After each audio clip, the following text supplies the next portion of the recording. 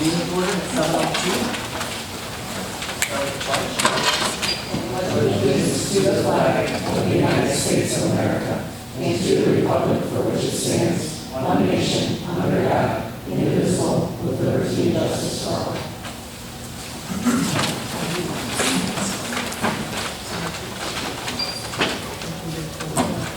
Okay, roll call. Mr. Ryan. Present. Mr. Carre. Present. Mrs. McHugh. Here. Mr. Cook. Present. Mrs. Florka. Mrs. O'Connor. Mrs. Boston.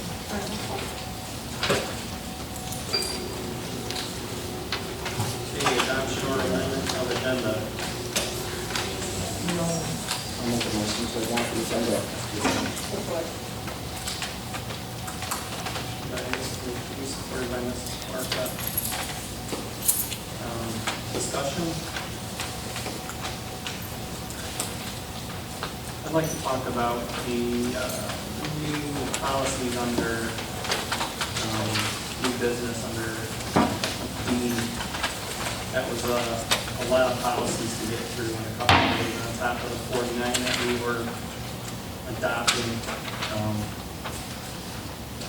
We can discuss if we want to postpone it to the next meeting or if we want to have some discussion around it, so.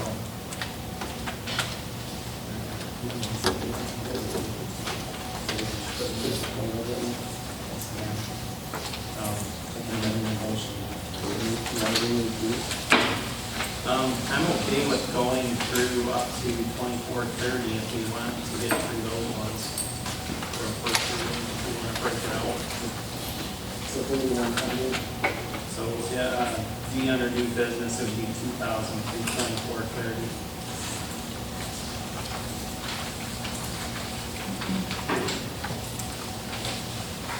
It might be good to do that if possible, because we meet with Don and Neil again tomorrow, so we can bring another set to my meeting. That's a lot to get through on two days. Yeah. 2430. So if you want, you can, either way, if we can, once we go through it, we can take a week, we don't have anything, and then I'm not ready to. Oh, because we're off the fire. So we're great, like, life wrap on, and fish it without all our meat, you know, Year and a half, is what it typically said in the process. and then how many items that will that be per agenda? Put this off now, There's 9 sections, and we've been trying to do a section at a time. Obviously, when we first started, we were just doing some hoppings that we needed to get out right away. So we've got 5 more. So yeah, that gets us through the end of the year. Yes. Sections of teachers. Yeah.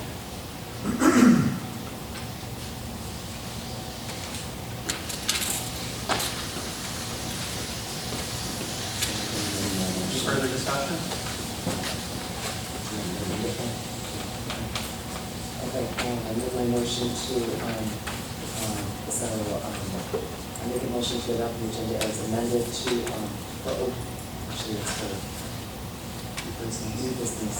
We'll only go from 2,000 to 2430 for the real policies. I have motion and support. All those in favor say aye. Motion carried. All right, truth in budgeting taxation hearing. This hearing allows the public a chance to have input on the budget taxation for the upcoming school year. A notice of this hearing was published in the North Macomb Voice on June 19, 2019.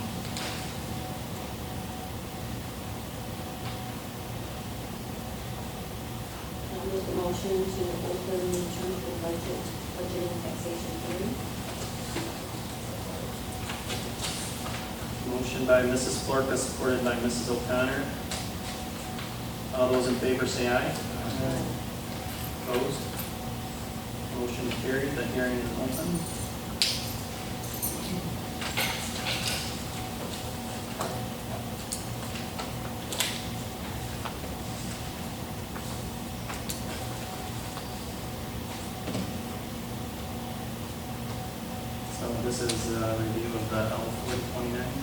Basically, the information that Adam provided last Wednesday, it was. He contacts PFM, who is our consultant for this type of thing. They go through our tax base to determine what each of the debt notes will be for the upcoming year, for this current billing year. There's a good conversation. Adam's done a great job investigating and making sure everything is on that account. We saw a huge increase from Wales Township, about $40 million increase in taxation. So when he investigated that, it turns out that the gas plant up there, that is a big increase, but they've already filed to get it re-amended. So we think that next year we'll see a big increase. So instead of doing a huge change in the taxes with the mill rate, we did a kind of a combination of the 2 years to make it still a decrease, but next year it'll be the same. Excuse me.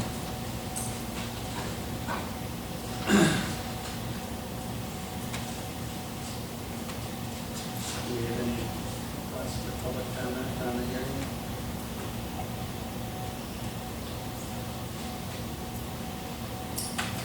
Any further discussion?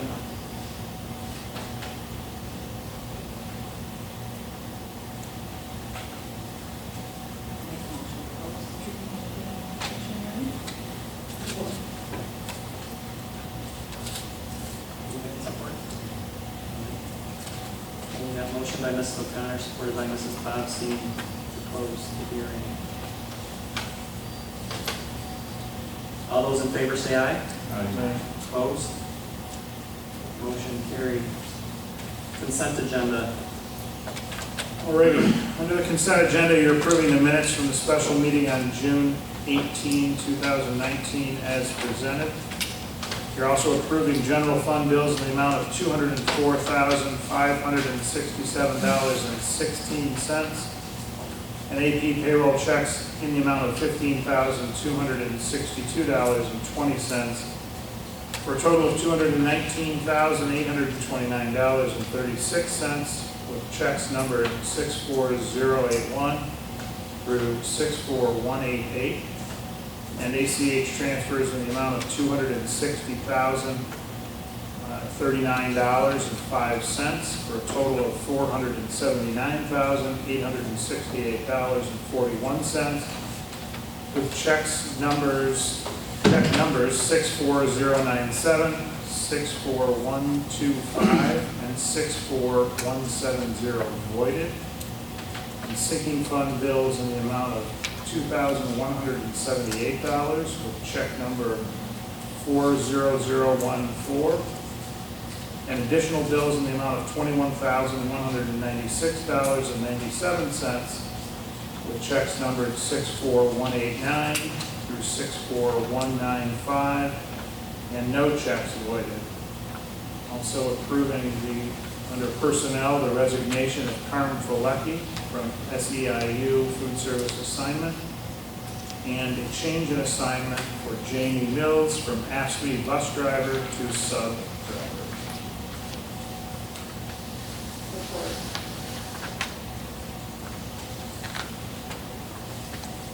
Motion by Mr. Cook, supported by Mrs. Florka, to approve the items in the consent agenda as presented. All those in favor say aye. Aye. Opposed? Motion carried.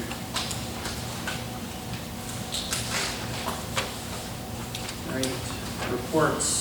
Start with athletics. Well, hello, everybody. End of the year report. New year, very exciting. First, I want to say congratulations to Cheryl. Was that playing tonight, right? Sure. Yep. So congratulations. I don't think he's pitching tonight, but No? it'll be the final game, yeah. Congratulations. Thank you. End of the year report, Major League Soccer, if you didn't know, they won their girls soccer, Coach Rody, in the 19th year. This won his second they went back-to-back league championship. They beat Marlette here. And they were undefeated throughout their league season. They went to districts, they had a tough opponent, Cardinal Rule, but they went to battle, did a good job. Unfortunately, didn't make it out of the district, but great year for Coach Rody. Our baseball team finished second in the league.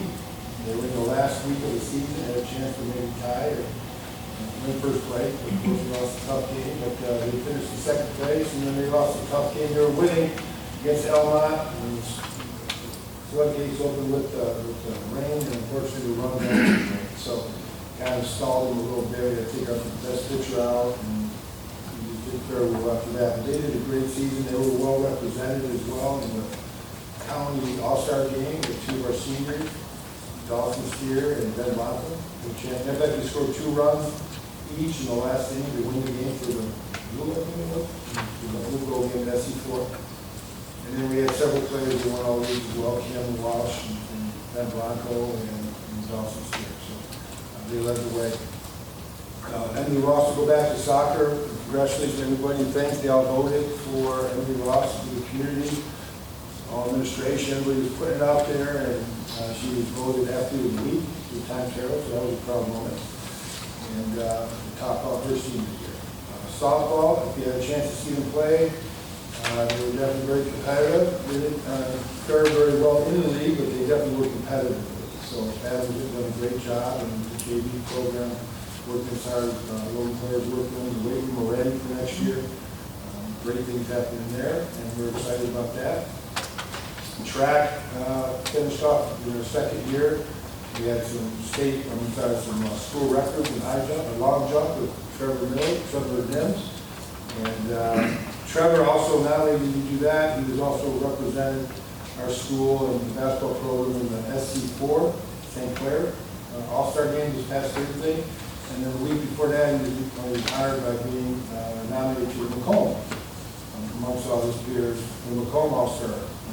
They had said to me, Brad, he probably Brad, he said it's the first time we had a Macomb kid, not this kid done in 10 or 11 years, I don't know. It's been some time. But he did a great job and definitely represented us and went out on a good note for the senior year. But that's pretty much the end of spring sports. Tomorrow night we're having a spring banquet, spring sports banquet. We honor all the kids GPA with the GTC Scholastic Award. And I don't know where Beth's here, but she's accumulated all the kids at 3.2 for the season, and they'll be honored tomorrow, including some league honors as well. So we're real proud about that. All the sports, football is starting their camp.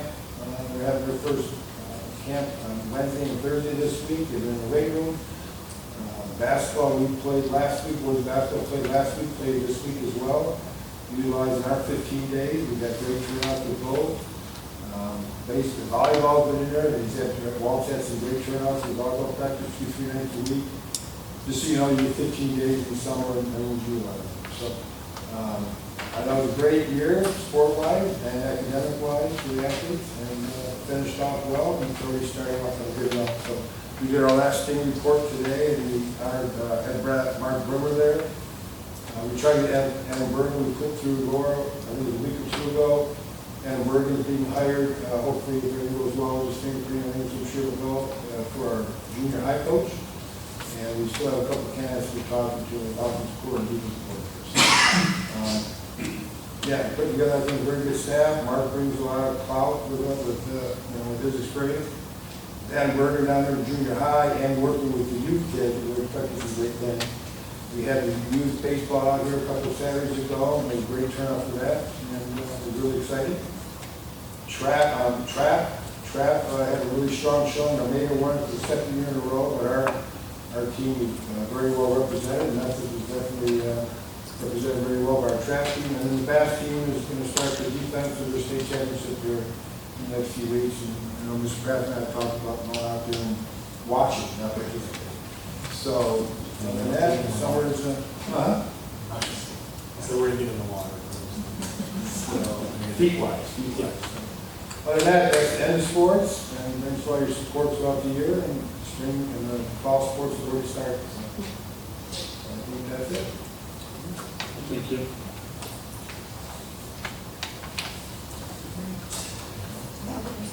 All right, I invited some people here tonight. I invited Jim Safe, if you could stand up, Kyle Whistle, and Angela Safe. So Jim, as you'll see, is wearing his unique Grounds and Supply shirt. Kyle is the Bad Boy District rep, and this is Jim's the one that keeps him going. So these guys are the ones that really helped us organize our Bad Boy Gives Back fundraiser. So I really just wanted to invite them here today to thank you for your support. It's been a great pleasure of mine to get to know Jim over the last year or so. And he really just does a lot for our community. He organized a side-by-side ride that raised about $4,500 to help adopt some families around Christmas time. And then he worked with Bad Boy to do this golf outing that was just a couple weeks ago that raised $15,000, $15,500. That money is going to be used for our literacy goals at the school. We're going to be making some really great reading spaces. This is one of the rooms I know we're looking at using some of that money to transform, like our elementary library.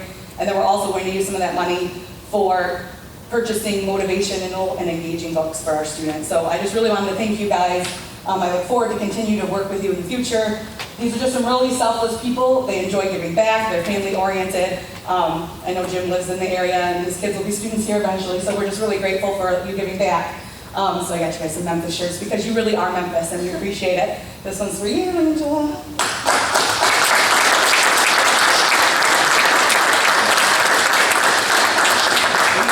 Thank you very much. And you guys really don't have to stay the whole day. So we won't be offended if you leave. Thank you so much. Thank you. That was great. Thank you very much. Appreciate it. Thank you. Thank you.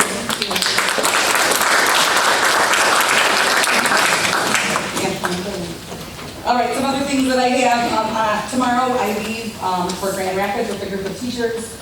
We are going to the My ELA conference, which is really geared toward that writing program, that MESA writing program that we'll be implementing next year. So myself and 3 teachers will be going. It's Wednesday and Thursday, and we'll be back Thursday evening. It's in Grand Rapids. And then we had an interview panel of 5 teachers and myself interviewed for our 2nd grade position. We had 40 applicants. I did quick first round interviews myself, narrowed it down to 10, and then we brought 10 backs to that 6-person panel. And we found a great candidate with 10 years teaching experience, and so willing to come here. She's got a reading master's degree in early literacy, so we're looking forward to her skills and the things she brings with that. The school she currently is working at does a lot with that intervention and NWA data, so we feel like she's got a lot to bring to our team, and she was everybody's first choice, so we're very lucky that she's willing to come here. She hasn't given her notice to the other employees, so we're not okay, but she's wonderful, and we will love her, and she will hopefully be at the next board meeting. And we closed out the year, we're moving some teachers, just their classrooms. We had some shuffling going on.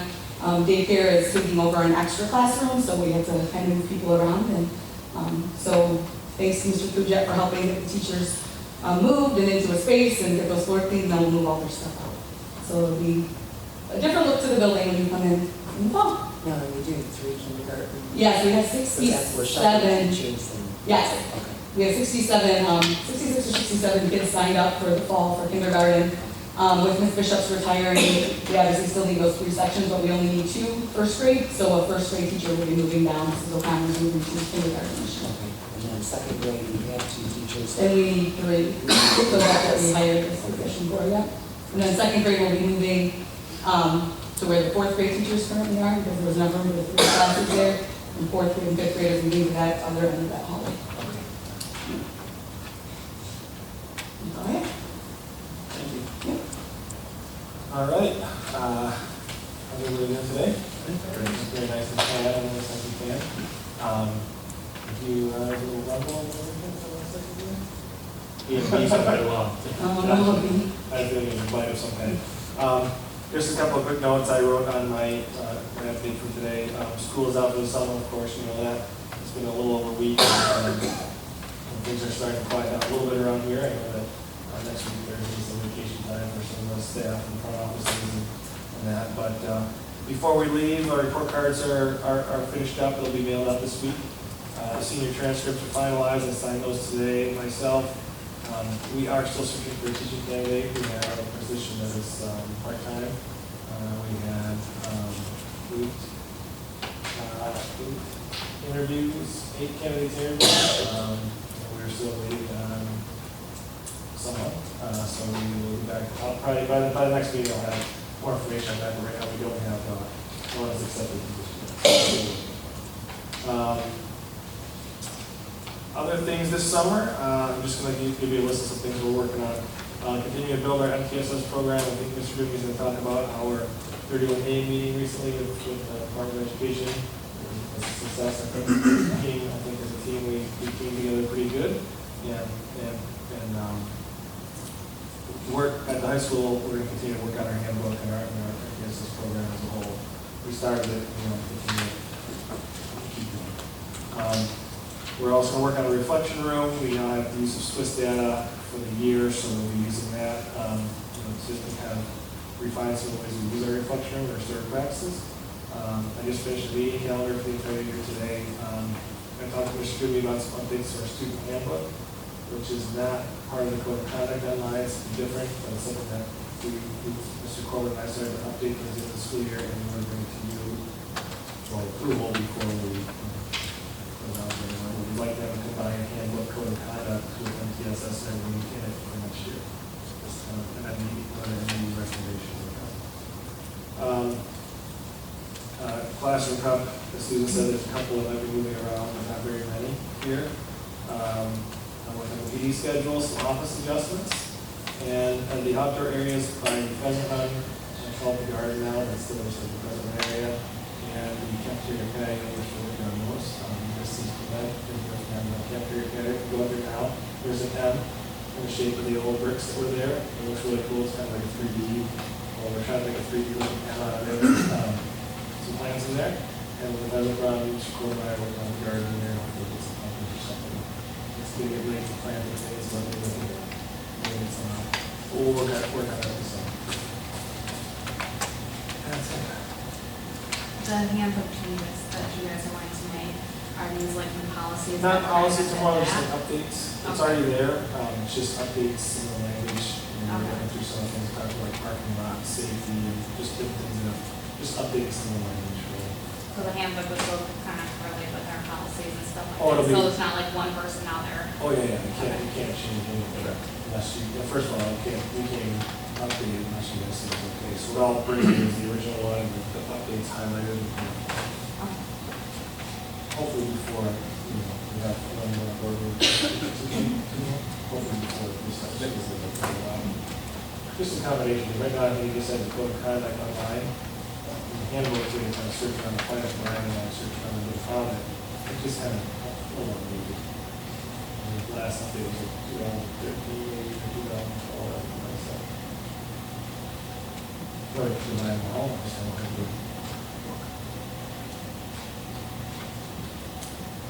Thank you. Business director tonight? No, he's on vacation, but he did send out a lot of information that we're going to kind of review with the A3 budget, so our final budget and the budget for next year. He has spent a lot of time on it, spent a lot of time in Sandy too, while we're going through and cleaning up some budget items that we've been worried about, kind of considering for the years past, different transition from business director to business director has been tough. So I challenged him to take on and make sure that this budget for the 1920 school year was his. He felt good about it, where we're at, and he did that. So I know he provided a lot of insight of what he did to each of the breakdowns of the budget items. So I was very happy with how everything went.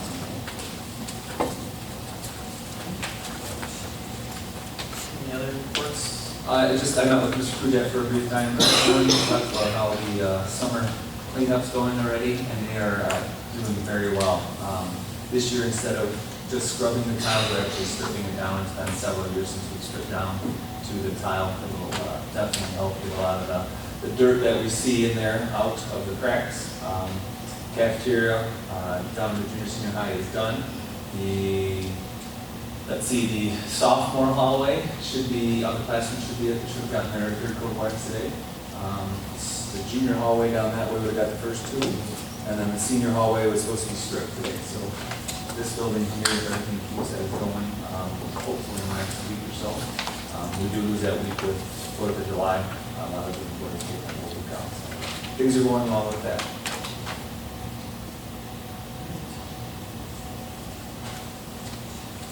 Okay, no other reports? On to audience participation. Yes, Michelle Burton. Yep. just to remind everybody that, during the audience participation portion, we're on the board and not the staff. And we're trying to limit it to 3 minutes in order to get through a lot of material tonight. So I'll give you a little hand wave if we start losing track of time, but definitely want to hear you speak. Thanks, Mike. And I wrote it down. This is in response, or this is for the handicap parking at the softball field and a concern that I had, and it was rectified, and I just wanted to thank, I wanted to thank Brad for a prompt response for the handicap parking by the girls softball field. On opening day for the Emily VSO, the handicap parking lot gate is closed.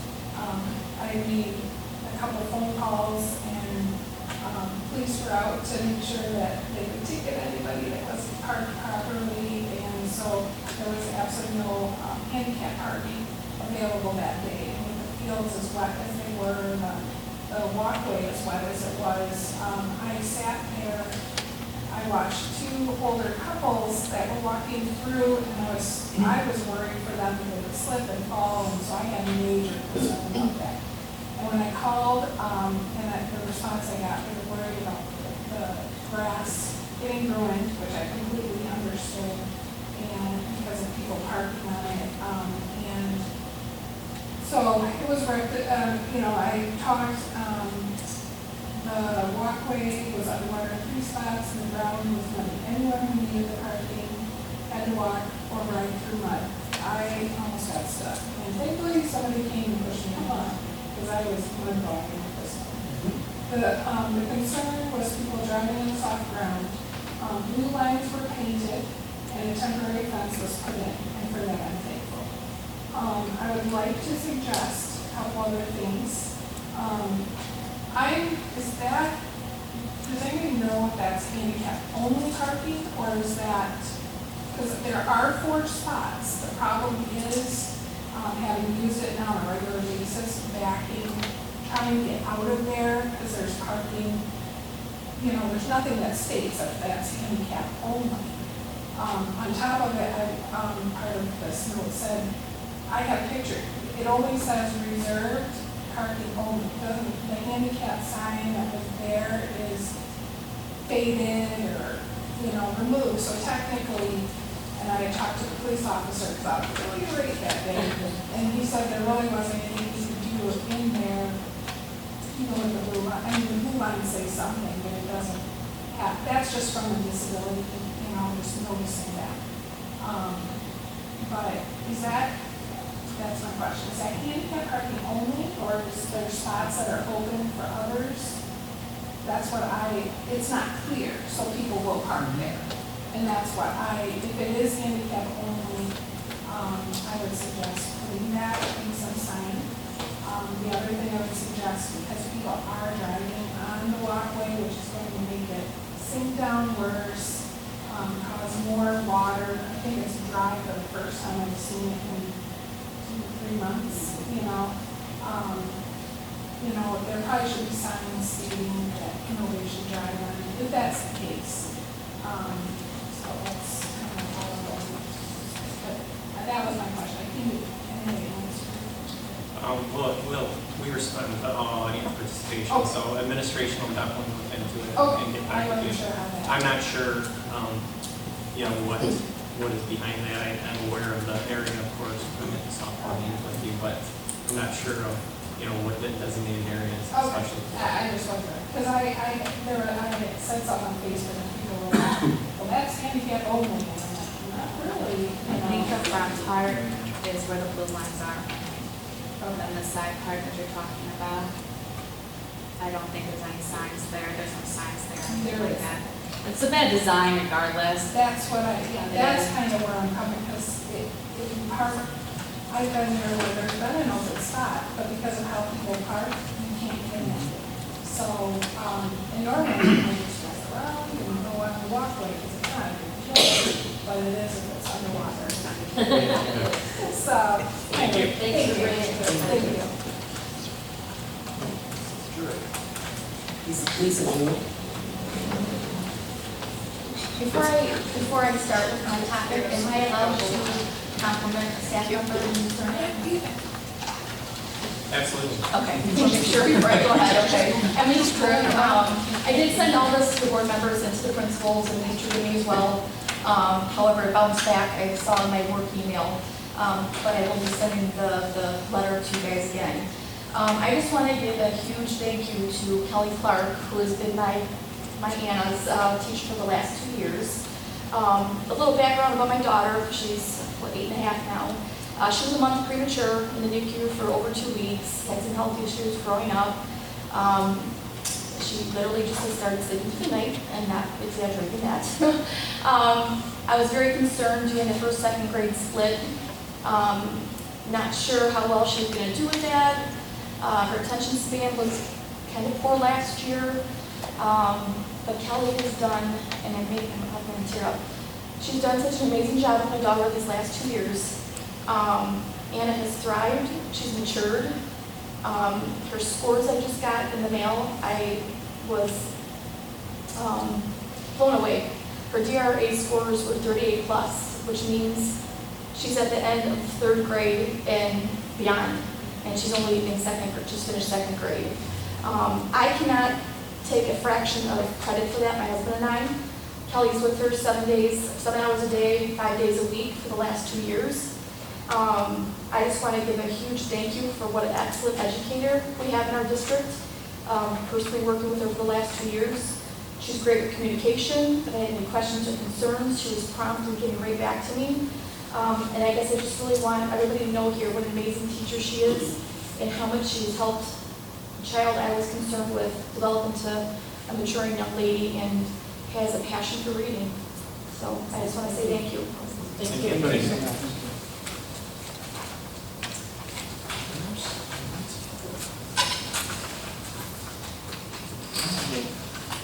On to correspondence then. So we start with A, the Troon School Law Notes. A lot of documentation in here once again. There was some information on the state aid note. 628 is the date for that, So actually, Adam has some really good news with that too, and I'm going to share it in my superintendent roundtable, but it's a good opportunity. With us switching to our summer taxes, when we had the winter tax collection, we always had that low that our accounts got low enough that we were always concerned that we would not be able to make payroll. So we were borrowing excess of 1.2 million over the years. With the summer tax collection, when that lull hits is when we start collecting our taxes. So in conversation with Troon and with PFM a little more today, or this past week, they would recommend that we do not take out a loan this year through the state, that we have enough with our projections that we will not have to borrow. So again, that saves us the $18,000, $20,000 that we pay in interest. So it was great news. We thought we'd have to borrow one more year to make sure we had the cycle down and that everything was in good shape. But Adam really spent some time on it, and we won't have to do that borrowing. some other stuff that was in the notes. There was some talk about the student handbook, which is timely. Free appropriate education, the teacher eval procedure. There's some notes in there that it shouldn't be broader than section 1249, so just make sure we're in compliance with that. And then there was some information in there regarding notification to parents by July 15th that the student will be taught 2 consecutive years in an effective rated teacher classroom. So those are just some of the highlights that I pulled out. Did anybody else have anything? They did. So obviously the FAPE thing was a little scary, considering what your community schools just paid out. Yep.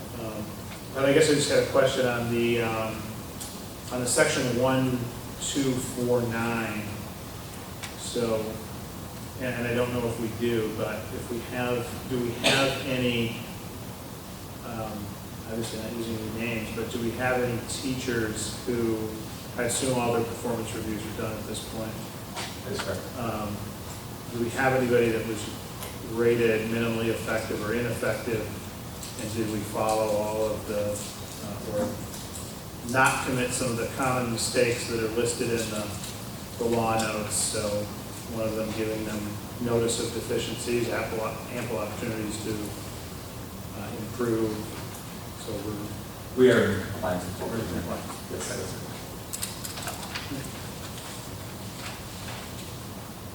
The handbook, so obviously the comments were that it should align with all of our policies, and we still got a lot to go.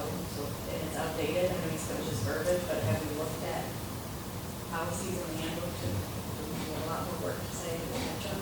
It's more like, the handbook part is like, you know, where the students will park, you know, where their lockers will be, things like that. It's not necessarily policy, it's more like how procedure, yeah, school procedure. So policy part. Policies and. Yes. So anything in there where you say, oh, this is, we can't say you can wear, you know, you can drive and park on the lawn, because, well, whatever, that's not, you know, that's a bad example, but any other changes we can make in that would have to be That will enter our policy. all in our policy, yes. When we finish adopting all the policies, are we gonna have to kind of go back through to make sure, since the handbook is outdated, that the policies are correlating with the new? And that's on both sides of the street, ours needs to be updated too. Yeah. The goal is, Waiting for those policies. the goal is to work on code of conduct, because that's really one that ties into your policy, or our policies, at July. So bring that to the July meeting, first reading. That gives us time to go through it, and that way we're going through some more policies and make sure anything that tie into it. If we have to pull an individual policy from the section 9,000, we would. So it's not something we change and then have to go back and change again, so. So, do we not have a new director out recently? That's correct. And so they support the IEP development? That's correct. So is there a process for this new person to evaluate the IEP to really stand based on? So we will, she will come in, I would assume going to be reviewing them all. But we will have the new director will be here 2.5 days a week. We request that it goes up from 1 to 2 because of the compliance issues that we're having. Reese has offered the 2.5 at the 2-day rate. So they're helping us and helping the person. If somebody new that they're going to be training and spend a lot of time here. Very excited about the person coming out too. So. When do they start spending? In summer or in school? Probably until August. She'll be out. She's already told me that she'll be out. They usually take the month of July off or have the month of July off, but she already said she'll be out. So I don't have a schedule for her in July.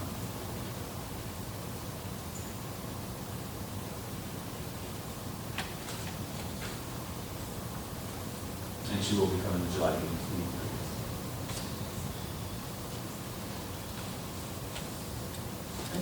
Anything else on that item? Next was the thank you note from Noah Trudeau. So this was regarding the scholarship that we contributed to, and Noah was picked this year for that as that recipient. He was very thankful in his letter, of course, and he planned on the U of M honors program, the major in mathematics. That's a good plug, I came up with too. Yeah. Memphis student athletes picked for all-star teams. Mr. Oki already mentioned that. Very good article on Dawson, Steer, Ben Blanco, Zach Hollers, Mike Keeler, Trevor Nim. It was great to see that. And then we had the letter from Wales Township Supervisor Liz Masters regarding timely communication between our board, our administration, and the Board of Wales Township.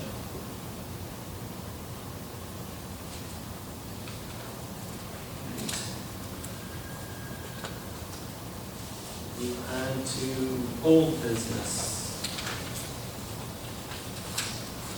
First up, we have the 2018-19 general fund budget final revision.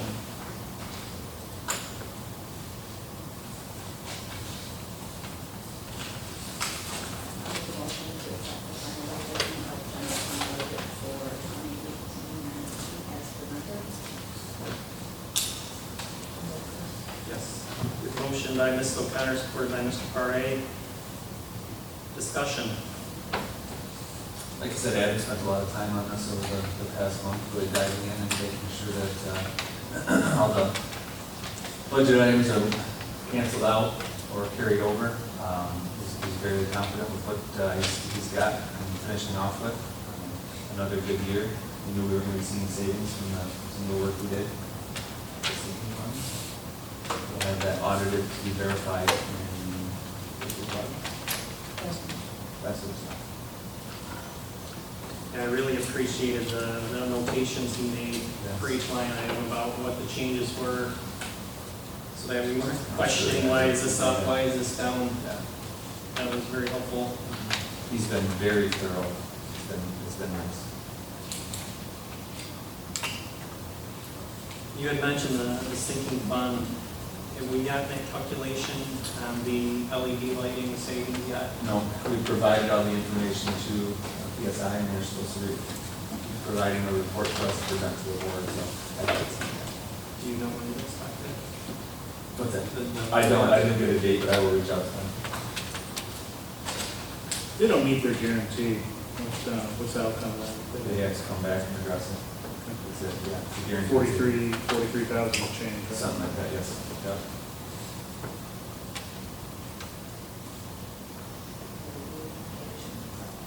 They do, but they provide us all the backup. So we give them all the information, and then they compile it for us. We have all the documentation.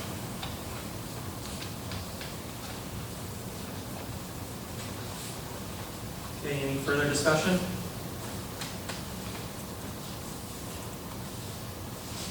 All those in favor say aye. Aye. Opposed? Motion carried. Got the 2018-19 food service budget, final revision. I'll make a motion to accept the final revision of food service budget for 2018-2019 as presented. A motion by Mrs. Clark, supported by Mr. Cook. Discussion? As Laura said, we had her last month. Done a great year with them. They've done a really nice job. They're working very hard in there to take care of everything and make sure that it's a good product and that's easy buying. So very happy to work with them. It's the best year so far, I believe so. Notice the transfer was removed as well. Yes, we did not make a transfer.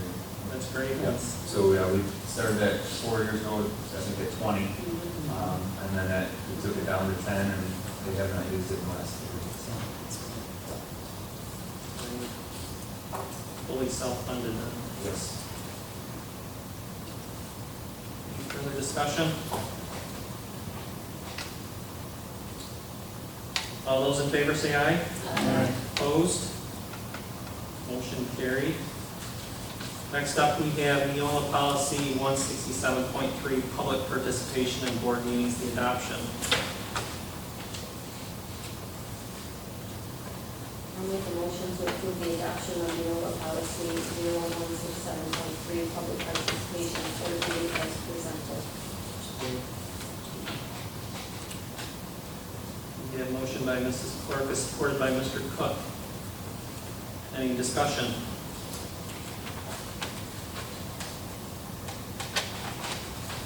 The requested changes were made.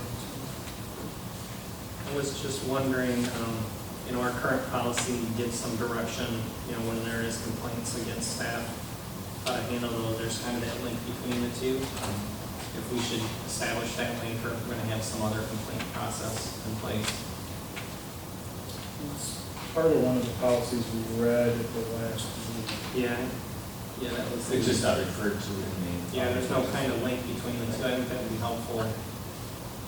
Because the other thing we've been doing is leaving that complaint part on the table, so it is separate, but it's there and available.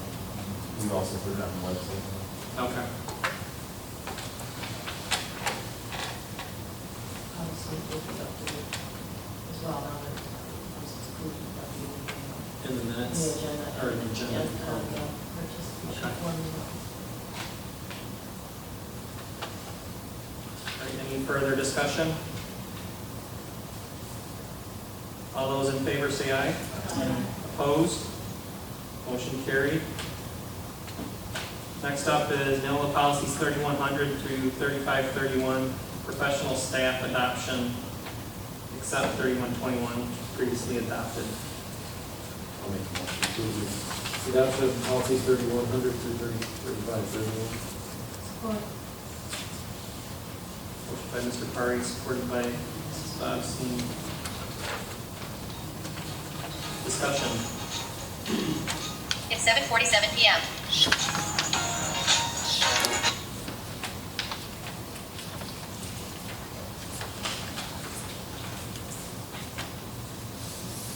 There's another 49 policies within there. Great, no further discussion. All those in favor say aye. Aye. Opposed? Motion carried.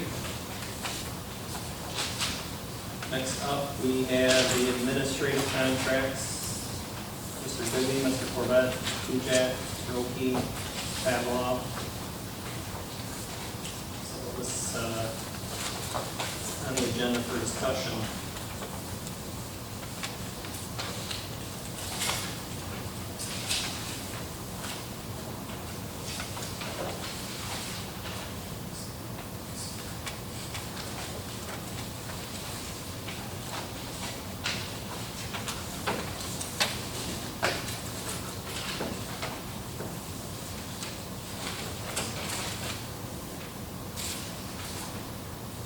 Do you have something to share? Well, I guess I shared a lot of the information with you guys from the finance committee. Finance committee sat together for about an hour and they came up with some different recommendations that we could present to the board. The two that we came up for kind of the overall theme. If you want me to go one by one, I guess I don't know how it's easiest for the board to make decisions, or if you want me to do them all as one.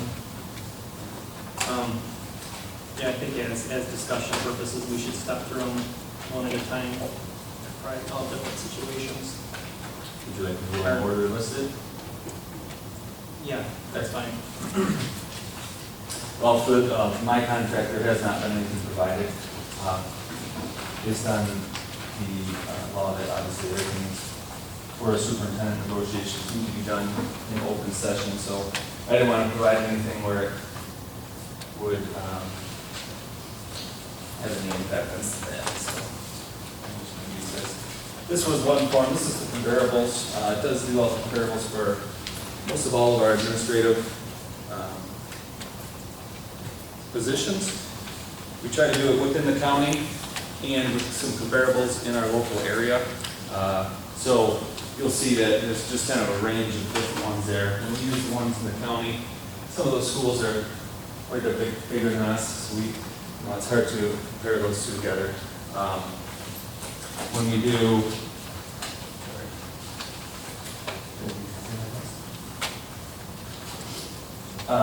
when we look at something more our size, we do have to go usually north. So we go into Sandler County. Brown City is a good comparable. Sandusky, Marlette. What else I threw more on there? Oh, Peck would be on the smallest side in the area. That would be another one that I did put on there as comparable. The second sheet is just some options. As you'll see, this is finishing up my 17th year in the district. This is my 6th year as superintendent. You'll see that I have the second most years as superintendent in our county. And I laid out some options that kind of show some different thoughts that I had for an extension of my contract. So the last 2 years were one-year contracts? Yes, they have been. Actually, all 6 have been.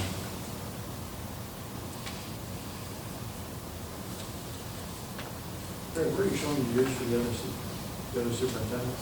I don't think I actually wrote them on yours. I can tell you them. I thought you said, that's what I was saying. No, in our county. So on our comparables, if you look at the one sheet I gave you, Marlette's at 4. K-Pac's finishing his 2nd. Peck is finishing his 2nd. Brown City, 2nd. Elginak, 2nd. Sandusky first, and then Yale has been, I think it's 9, or maybe 10. That's in their school, what about in the job category? Just have in their school. I know that Marlette was a first-time soup. APAC was superintendent down by Elgin, somewhere down there, but only for a year, I believe. That's the first time. Brown City is the first time. Elginak's first time. Sandusky first time, and Yale was the first time at Yale.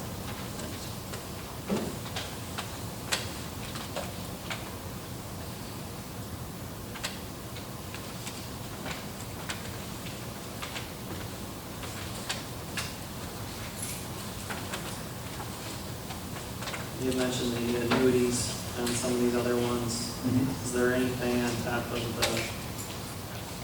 the salary that we have here that's, added on to that? That is their entire package. So the way I did there is some of them have a salary and annuity, but you'll see, if you look at Marlette's on the comparable, her salary is the $123, and then there's an $8,500 annuity. So that's the way I did it. But there's nothing underneath that means there's no annuity. If you look at the 3 options I presented also, when you do an annuity, you save on the FICA, so that's a 7.5% you save on, instead of the full 45% we pay per dollar when we do it on a salary. If you do it as an annuity, there is a small savings on it. Yeah, what, isn't he a combined? He Or is. was Frank there? So Mr. Johnson left there last year. Okay. So yes, he's a combined position, and I reached out to him, and when I said, is this the same information I have? He goes, no, it's a penny more. So he didn't really respond whether or not, I did reach out to him again and he didn't respond, but he is 612 principal and superintendent. Okay.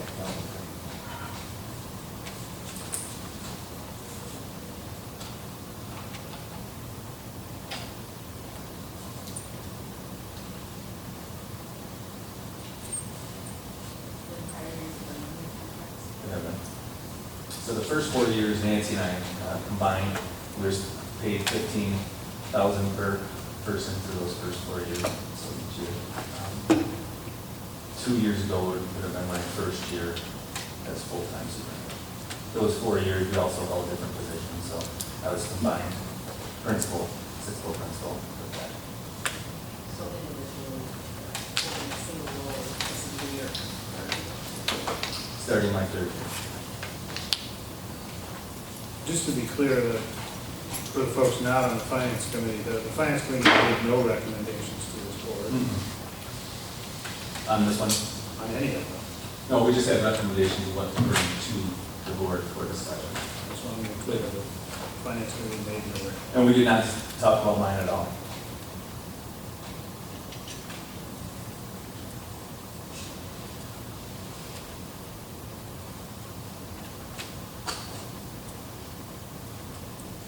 I suggest we go through the next one before we consider any one. Sure. Individually go through each one. Absolutely. In my opinion, I agree.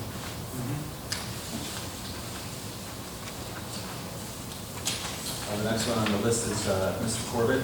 Mr. Corbett he'll be starting his 2nd year with us as assistant principal in 612 building. He's done a really nice job. He's gotten a lot more comfortable. Big role this year was taking on testing, which is a huge task. He's becoming more involved with the teacher observations and a lot of other programs. We're bringing out PBIS. He'll be a big part of the NTSS process next year. As you can see also, there's still just 2 pages. I think this fell, oh no, it is on the page. Wasn't a lot of comparables. A lot of the schools our size have kind of a combined position, APAD. You'll see KPAC has that, Elginak has that. Sandusky has a part-time APAD. So it's kind of all over the place. You'll see that there's some schools that have a dean. So, they're very creative in what they've done in the past. His salary where he's at, I believe he's a little bit low. I would recommend that. That's a 5% increase.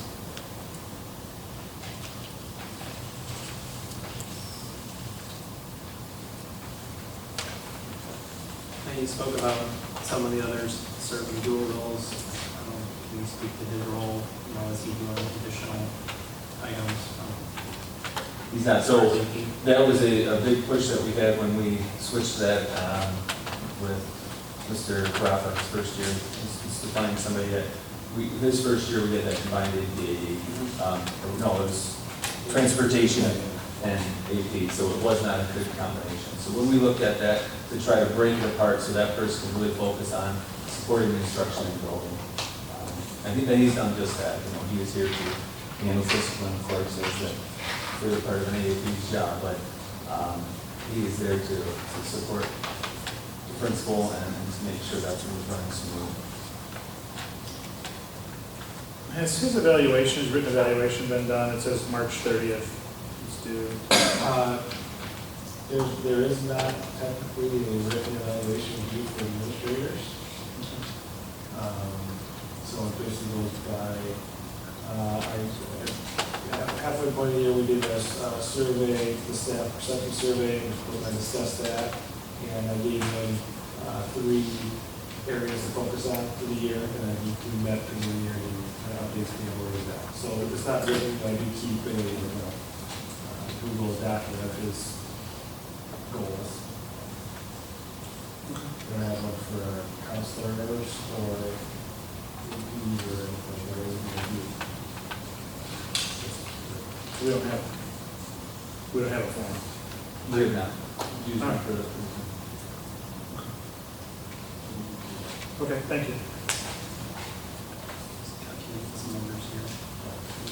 If I had a form with me, it would definitely be necessary. So that's the thing I wanted this year, they're going to do something.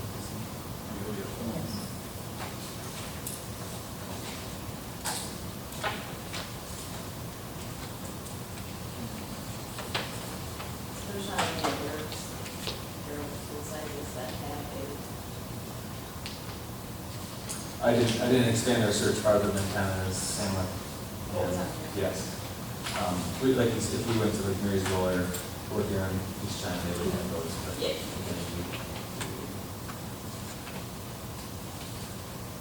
So they either don't have one or it's a split roll or. Correct.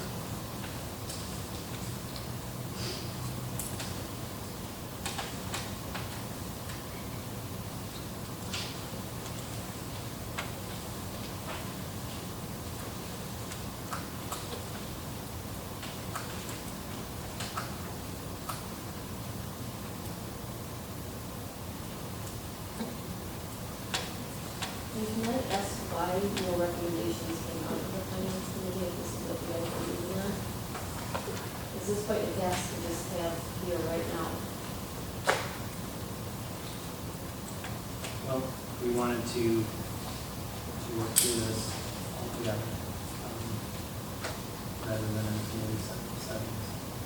We kind of reviewed what was there, represented a couple of options.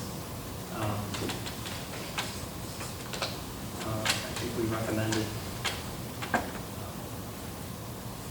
looking at the impact of the budget on top of that, and thought it best just to discuss all of this.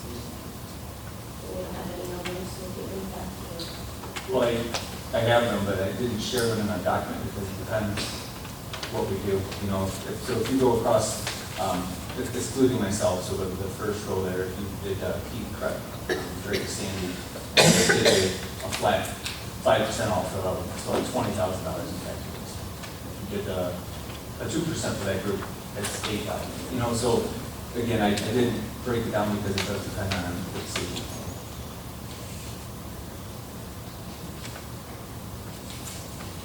I did a spreadsheet here at work this afternoon. Unfortunately, I didn't bring it. But in Excel, looking at adjusting percentages and what the overall impact was. Yeah. Didn't you send this out on Friday the 14th? Brad, you sent it? Yeah, we got this list before. No, not that. There's a spreadsheet. Unless, I mean, it's just blinded to me. I assume it's coming to everybody, but there's an Excel sheet with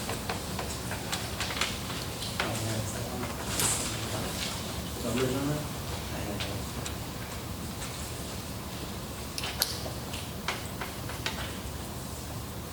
So, let me know if this sounds about right, but as I was adjusting the expenditures, it's like every 10,000 increase in expense is about a 0.01% change That's correct.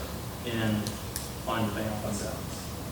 So we can keep that in mind as we look at the whole, it's about a 0.01% adjustment on the fund balance every $10,000. And then on the flip side,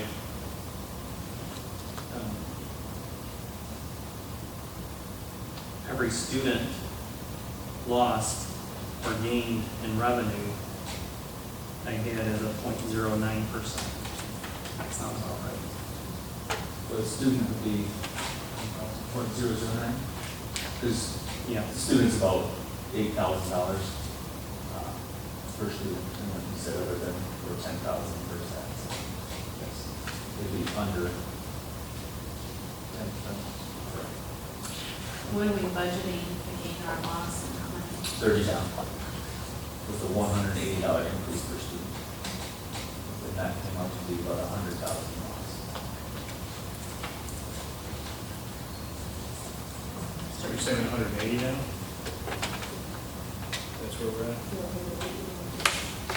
Right now, we were. 180 per student, is that what you mean? Yeah, I thought we were at 150 at the last. Yes, and then when they came out with the 180 is the number? That was, yes. It's not a finalized number, that's what they're recommending we use on the low end.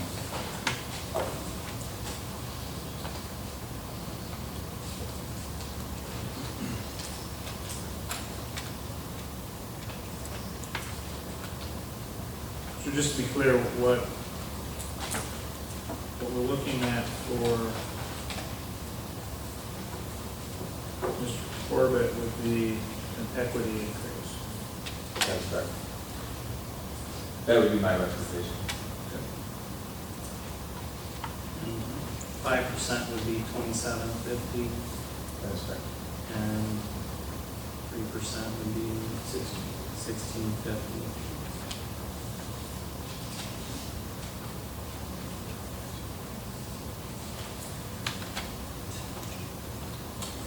Anything further on Mr. Corbett? Mr. Kujat. So again, Mr. Puja, I was in charge of his evaluation. He did receive an effective valuation this year with a transportation and maintenance. It's an evaluation tool that, there's not one specifically for it. It's a general non-instructional position evaluation. His position is another tough one. When we created this position last year, we looked at whether our retirees made before that. So the person holding the transportation position and the person holding the maintenance position. And two of them combined was about $80,000. If you look at there and you try to find those comparisons, with an AP or a transportation director, you're all over the board. Algonac pays a contract with Dean for the $40,000, or KPAC, pays almost $32,000 for a shared one. And then you try to go with the maintenance director also, and it's very difficult to find that combination. Algonac has a really odd one to me, maintenance and technology director. That's a position that they have, and they're paying $80,000 for. So, again, I think his salary's in the ballpark. I would be recommending an equity raise also for him. So just to be clear, 71,838 is, total is really 75,338, right? He receives a snow plowing stipend of $500.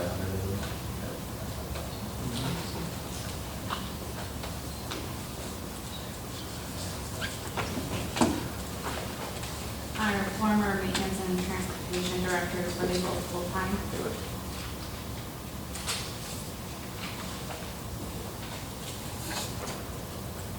So both full-time making 40,000? That's correct. Correct.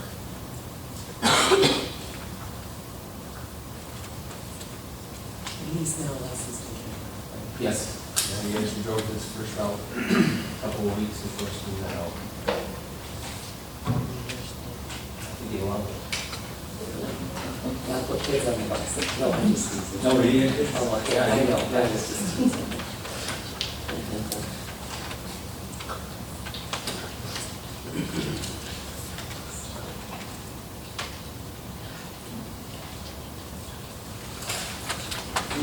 If we usually very effective, we usually use for it or not? Yeah, it could use that one. I think that we use School Advance right now for the principals. I think you can almost transfer that into the assistant principal role.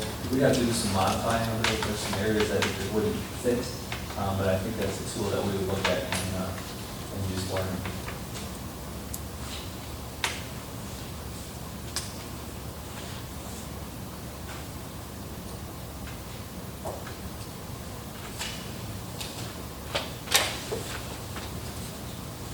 Are you recommending the snowplow stipend still? I would leave the stipend at stipend alone. I would not increase that, just the salary from that thing.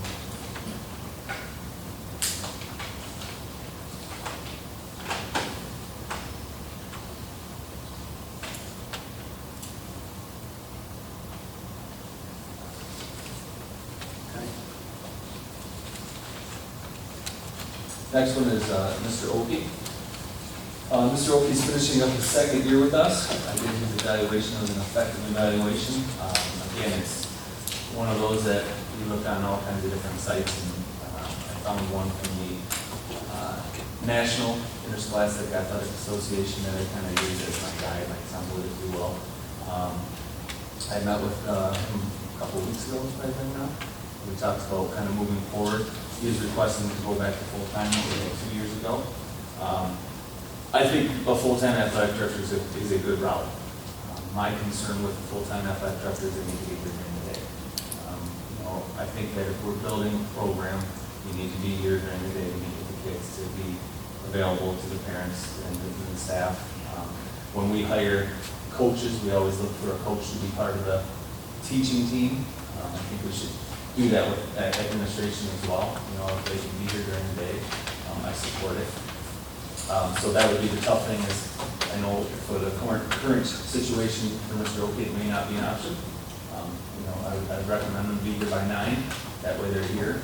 What we've done with that in the past is provided some night support, so it's not every day from 9 a.m. till 10 p.m.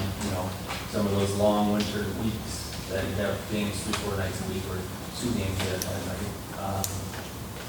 I just think that it would be very good way to help promote our athletics. That's something the community's been very vocal about, that we need to continue to build our athletic program.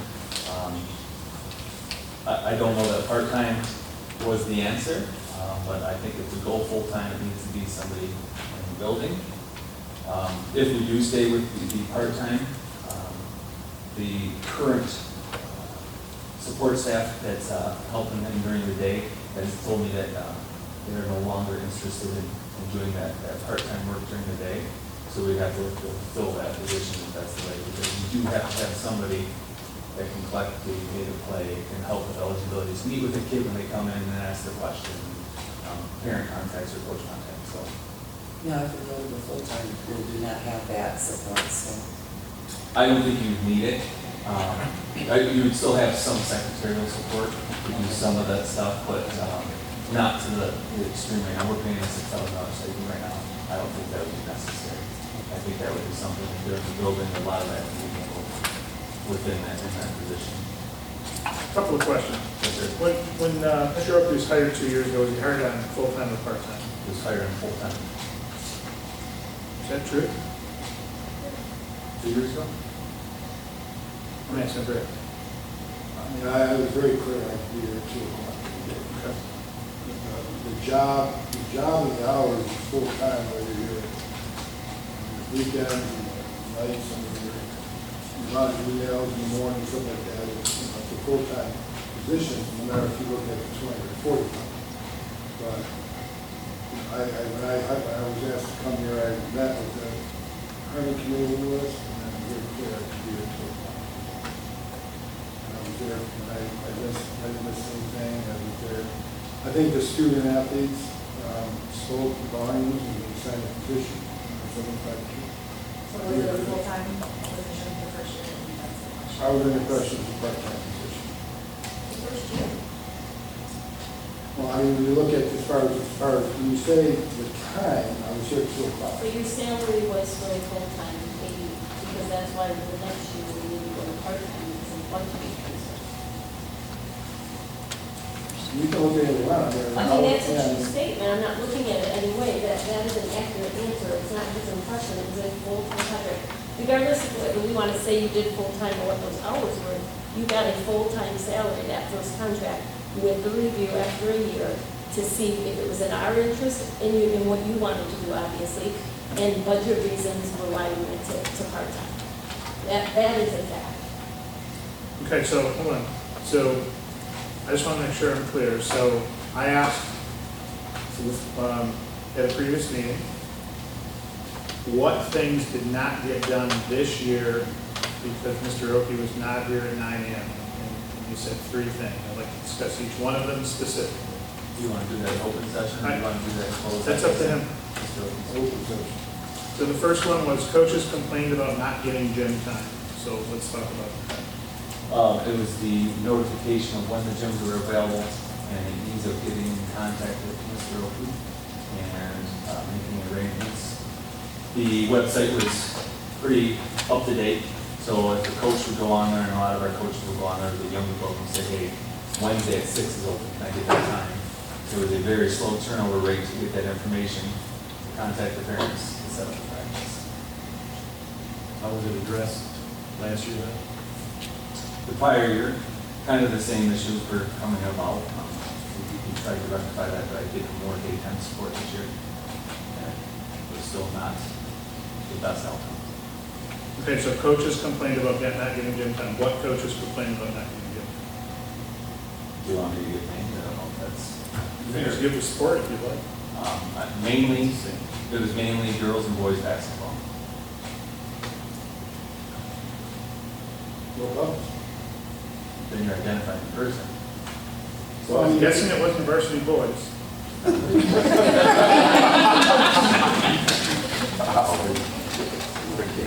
He's licensed us, so, I mean, Okay, well, let's talk about what those circumstances were. Have they been brought up, or are they in his review? His review been completed? Yes, It's been given to him, it is not. but it's not complete. No, I have completed writing, I have not sat down with Mr. Oku. Let's move on to question number 2. Questions did not get answered. What questions are we referring to? Just day-to-day questions, is practice canceled? It's not that they didn't get answered, it's the time that they are answered in. And it's just a lot of day-to-day issues. You know, was my practice scheduled today? What time is it at?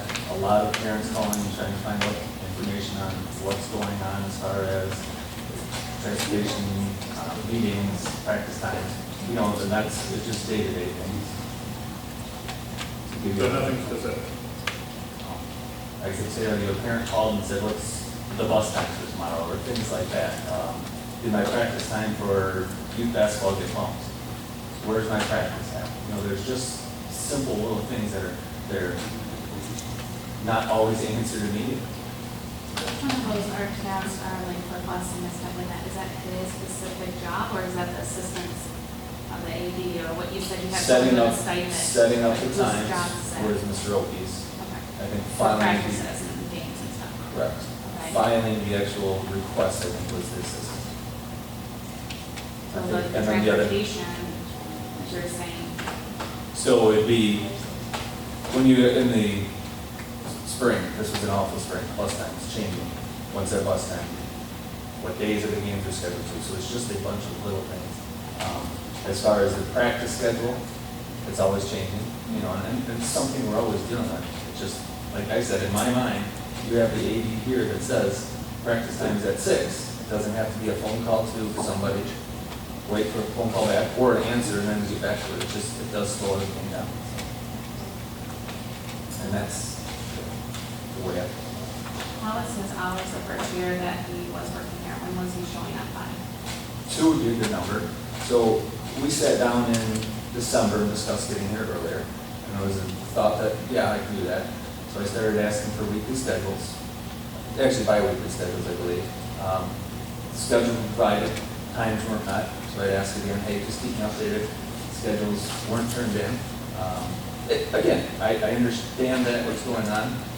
My whole thing is we tried it with nobody here during the day. I haven't seen improvements that I think we can make if we have a full-time athletic director that's here during the day. Visible part of the day and just lunchrooms, mornings, greeting kids in the hallway. It's just things like that. So you haven't seen improvements in our athletic program? Not to the level I think we should be at. Seriously? I'm serious.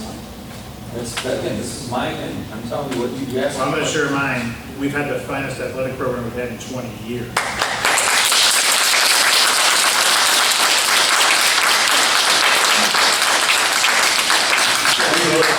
Thousands of voters, they would agree. Let's get on to number 3. There's no names involved in this one, so I'm going to be very specific. I want to spend that hard, it's really don't know.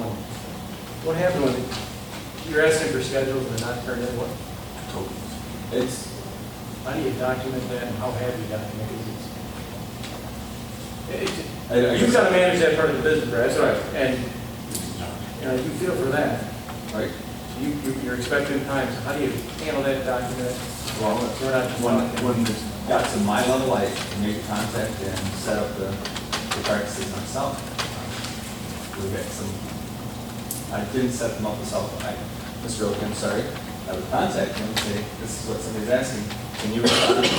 So, it doesn't happen a lot. Typically, it would get handled, it's just not in a timely manner. Well, I think some of the feedback too is a lot of these kids don't drive. So that is a lot of the feedback that I got is, my kid doesn't drive, you know, I'm scrambling to try to figure out, I gotta get him back up to school. Or, stuff is in school. So I can't seem to absorb that word for it, and I don't know the difference in job description of full-time versus part-time. I would like to understand how you evaluate finance athletic program we've had in 20 years. I haven't done one of this for 20 years. What is it based on? Based on the fact that our athletic department has been horrifying for the last 20 years. In organization and participation. That's my opinion. Let's get on to number 3. You said there were very late bills. Let's get specific on the very late bills. What bill was very late, and let's talk about it. I did not bring that information. I had a bill from last July from, what's the name of your, Burks.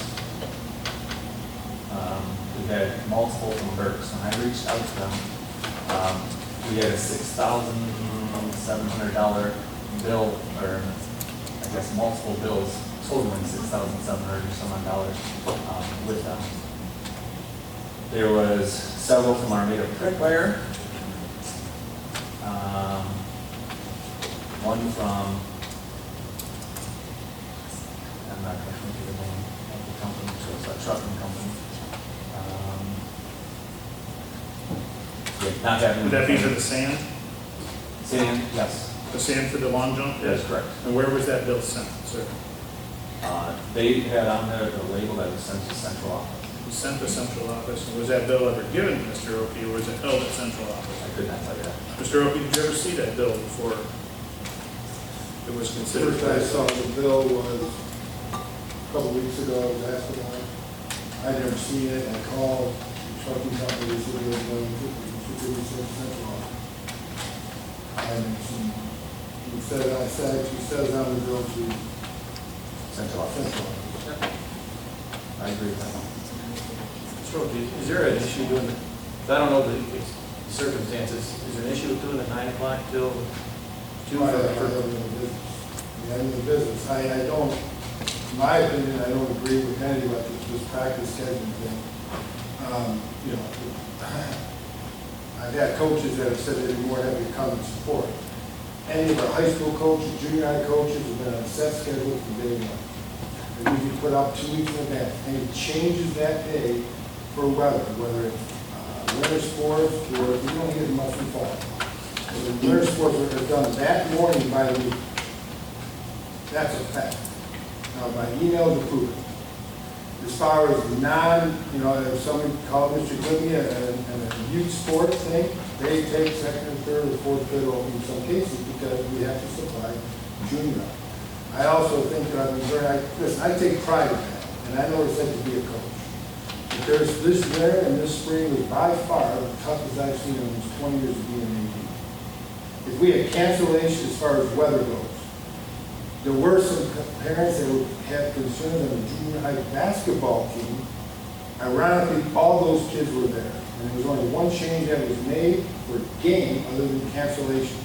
Our policy is if we have weather conditions, usually I send Brad, Matt, and I believe Mr. Kujet something by 7 a.m. My emails will prove that. Then there's correspondence throughout the day. From there to about 12, 1 o'clock, unless there's been a decision made.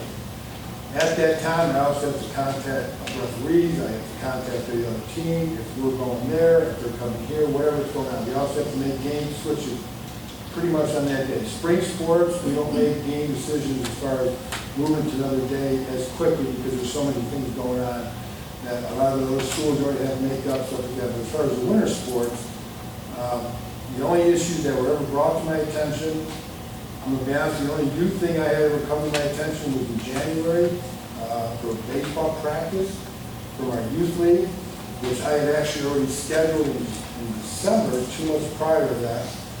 For whatever reason, that gentleman didn't know it, came in to see me. When I found out about that day, I reached out to that. It was the first time I heard about that man trying to get hold of him. I got a hold of him, I think, that day or the next day. So whether I'm here or not, we have like no coaches in our schools now. So whether I'm sitting here or I'm sitting in my office in Farmington, I gotta make a phone call. I don't know if any coach has ever come to me and said I have an issue. Our junior high levels, our youth sport teams, I get them in.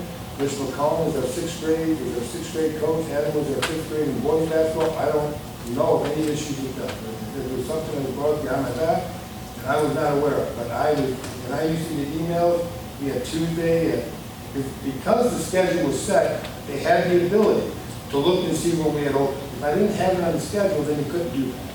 So it wasn't a crapshoot. It was like, hey, I see the gym is open Tuesday, or I see the gym is open on Thursday. Same thing with girls basketball. There are times that we've had to double up on gym time. I, as a varsity basketball coach, has had to double up with the youth girls basketball team just to get them an hour or a half an hour of gym time. So we've all done that. I have not had any coaches do crap, with all due respect. I mean, if you have any issues, complaints about me not contacting people, that part is relatively new. I'll be honest. As far as practice times go, that's scheduled 2 weeks in advance. The boys basketball season and girls basketball season, we had more cancellations this year per AD will tell you that than any year that some of these guys who've been doing it 25, 30 years can account for. They were all switched. Practice is very simple. Our school policies, if you're not a varsity team, you can't practice. Period. So that was cut and dry. And we do it, emails went out to coaches, and we contact them. I mean, that's a cut and dry thing that I actually agree with. Even though it has hurt some of our programs, our junior high boys this year got murdered. They only played 9, 10 games only because we were able to schedule some. Though those practices are set in stone, the only ones that fill in are the youth sports or the travel teams. And we try to best to get those involved. And then in some cases where we have the soccer team from middle school. But I've taken great pride in getting that done, whether I'm sitting behind a desk or whether I'm sitting behind my desk in Farmington or sitting behind a desk here. That job doesn't change. And I take pride that we've got everybody. I've even got a volleyball team that's, volleyball league that the director told me it was fantastic the 2 years that I've been here. I'm not saying anything about the past. I don't know. I wasn't there. I only care about what I've done and what we've done. And I can tell you that accountability for practice time, I believe, is the utmost high. We had an issue this year where one of our coaches' parents was passing away. We all had to kind of mix in, but even that, those practices were always set. The only problem that we had at times because of so many cancellations, the junior high game, the varsity game, the JV game, where at times we had to have JV boys go over to the elementary just to get practice. That maybe they were scheduled originally at the high school, so it was the same time. Everybody knew they were going, the kids were there. I get the comment about parents having to drop them up. I mean, that was going to happen either way. It was never a change that you're supposed to be 3 to 5 and now you're 6 to 8. That never happened. They were either at that set time or they didn't practice that day. No games were changed except for one game. It was changed, I believe, on December 3rd or 4th for a January 4th game. where we combined all three teams to play in a away game at Upley. Everybody, it was on the schedule, December 3rd or 4th, everybody knew about it. So, you know, as far as practice, that was, like I said, 6 weeks in advance, and all the kids were there. We had a couple parents that had contacted me after winter banquet, 2 months later, 3 months later. Oh, we had concerns about that. We were heading to the game and didn't realize the game time changed. The kids were there. And the kids were there in a day that we didn't have school. So, I don't know what else we could do besides put it in and put it and get it out to our kids. So, with all due respect to Mr. Grimmy, Mr. Craftsman, the board, and to the community, the one thing I take pride in is getting that schedule done that day accurate. Period. And I challenge anyone to prove to me differently. Because emails don't lie. Mr. Oki, just one question. You know, we talked about, or Mr. Grimmy talked about 2 o'clock. Just a scenario here, if you were, you know, full-time coming in at 2 o'clock. If, for example, there was a referee couldn't make it to the game at night, would there be a way to reach you during the day? Would you get Well, that's a great question, Brian. And if you remember to what I brought to the board a few months ago, we got tremendous accolades from our league assigner about how accurate we are. That's because I'm on them a week in advance, I'm on them 3 days in advance, and I'm on them the day of in the morning, confirming, not confirming. In the 2 years I've been here, not one game that we had where no official showed up. We had one junior high game we had 5, and it's not enough. That's because they did a bunch of changes themselves, which I spoke with the league director because it causes issues for myself, and Sandy, when it comes time to pay. But to answer your question, I'm on the referees a week in advance, I'm on the referees at least 2 or 3 days in advance, and I'm also on the day of. Those emails go out. And you also mentioned that, So to answer your question, I'll give a perfect example. We had a situation today, or this year with baseball, where we were at a shortage, everybody was, of referees. We had a referee that was supposed to come here to do a varsity game. Well, our JV, who was not playing a lot of games because of the weather, was supposed to play Cardinal Mooney and St. Clair Shores. We had 2 referees come in here, 2 umpires. Because we treated that one umpire so well, he was willing to drive from Howell all the way to St. Clair Shores rather than taking 69 to come here so that we could play both games. So that actually was our home game at Cardinal Mooney that day. So our JV could play, because they hadn't played in 2 weeks because of the weather, you know. So, you know, referees that were working with us because of the communication. so, I guess, just to get back to that, I know we had a good record, but, you know, if there was an issue where a referee got sick or something and at the last minute couldn't get, is there a way to get in touch with you? I don't know the referee. Yes, sir. Okay. And you had mentioned that you do check emails in the morning, you know, early in the morning. I know I've received some from you as well. You know, so you are looking. I usually get to my Farmington office around 7 a.m. It's about an hour, about 45 minutes, an hour, because so I usually around 5:30 I'm up. I check my emails. It's not real important. On my drive, sometimes if people see my emails, it may have a few dots in there or whatever, but you know, I'm trying to do it when I'm driving, but there's no cops in there, is there? I've done that. I'm on off. I'm at emails usually on an average day from 7 to about 9, 9:30. If we have changes to the weather, they go to 1, 2 o'clock. But on average, every day from 7 to about 9:30, you'll see it. I track my emails, whether it's my coaches, other ADs, to what have you. I actually got commended.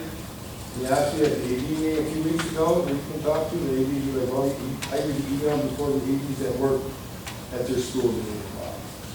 Come in and see my butt. But to answer your question, if an umpire were to call in sick, they actually have to call their assigner immediately.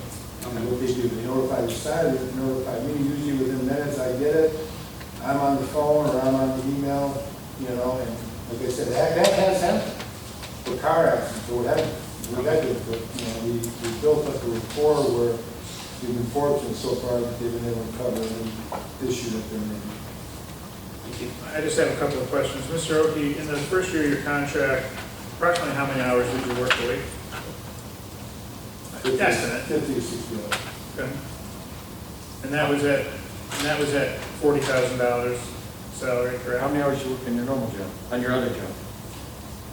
You know, I'm in sales, so I'm working right now, I'm answering technician. So to answer your question, I work pretty much from 6 in the morning till about 10 o'clock every day.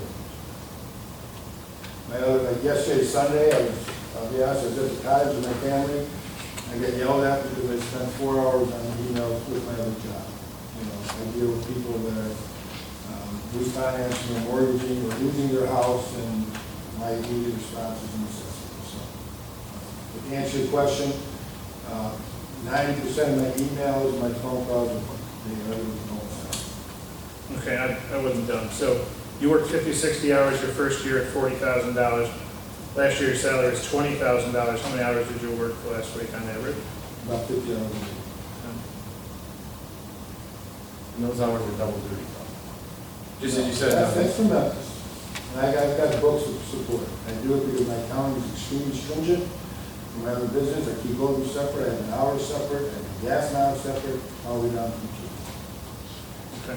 So you don't work 60 hours. When did I say that?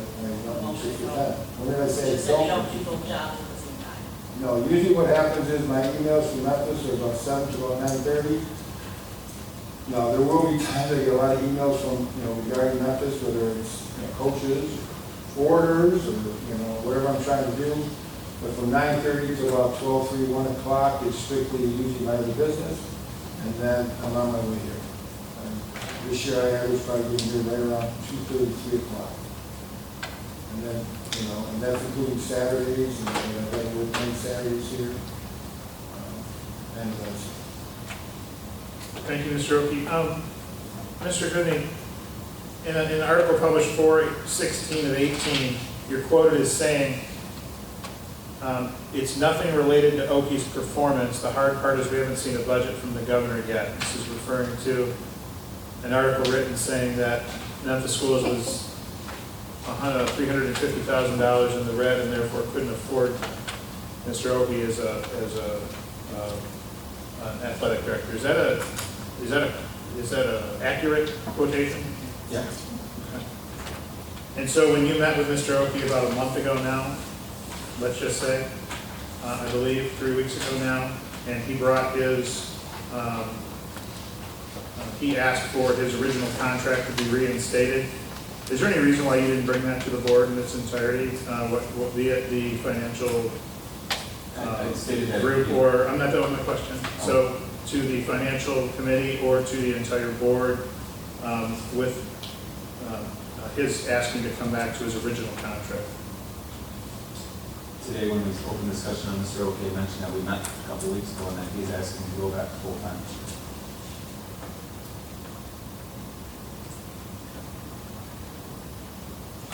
And again, I'll ask you, what this year, so if the first year he worked similar hours as he did this year, albeit at half the pay,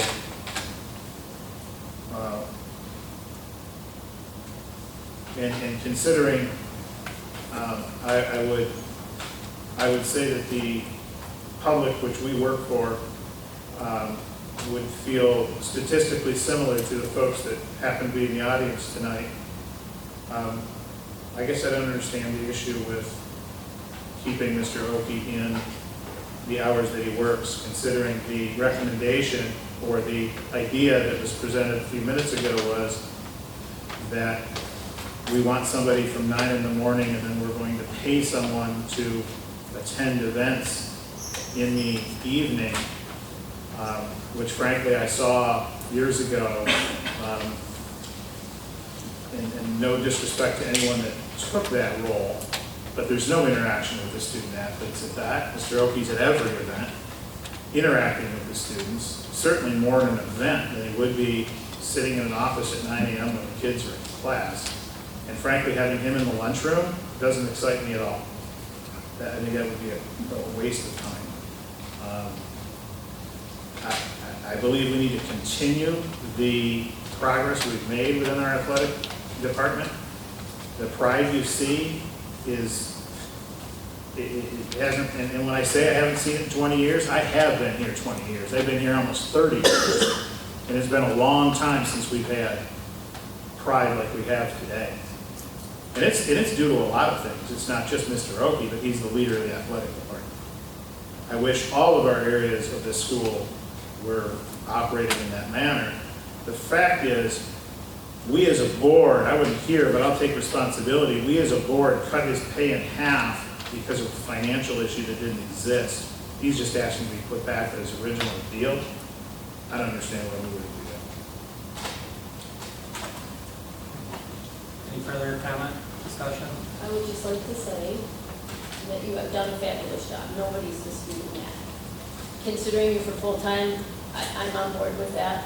The hours thing, I have mixed feelings, I don't know. But I will say that I was here when you hired you full-time. And that I sat in a meeting with Brad and Michelle, and there was discussion there about you keeping some of the obligations. Brad didn't have much documentation, but there was some concern with the reviews. Furthermore, I met with some staff outside in casual acquaintance, just talking, and there were concerns that people felt like you were negating or delegating some of your role in your full-time position. And they were carrying a little bit more of the ball and doing it, and I said, shame on you for doing it. You should go and address that to somebody if you feel it's outside of your role. So my only caution would be if you're going to lose your staff, and there was concern when you had staff that you weren't fulfilling that full-time obligation, that we need to measure and monitor. The hours thing, I'm either way, but there was. Now, whether it's documented or not, I was in that meeting, you were in that meeting. It was discussed that there was concerns about you keeping some of the commitments and providing some, that's when it came down to, we said could get weekly reports or could we have tracks of your email or some documentation, because at a full-time value, we didn't feel like we were getting that. I commend you for the hours you work. It's a choice you make. I mean, you can budget your hours. I know that's not the way to be the best AD, and you are a fabulous AD. You're welcome. So I just would throw that caution. Full-time doesn't scare me. The hours, I can see the value. But we do have a little bit of a previous example where we need to be sure that you can swing that if we're going to lose the staff that was there to help. Sure, can I comment? Yes. The only thing I'll say about that last year was when those concerns were brought to you, Mr. Kraft was there, I know, Michelle was there. My emails were never exposed, or I never asked to show what was actually completed, you know. So if there was a concern, I can tell you that with my staff, which is, you know, really not that big, Sure. I would address it weekly and say, is there any concerns, any questions, and a lot of, I think towards the end of the year, probably from December, January, I didn't do it really alone. I was asking Mr. Kraft to be a part of it. So that was a valuable discussion to bring to that. Thanks. Just have one more thing on this. There's a notice of vacancy for Caro schools for an athletic director, $40,000 to $60,000 based on experience. I don't know if anyone else was aware of that. I asked around to some other districts, and this is a similar schedule, working in the afternoon into the evening.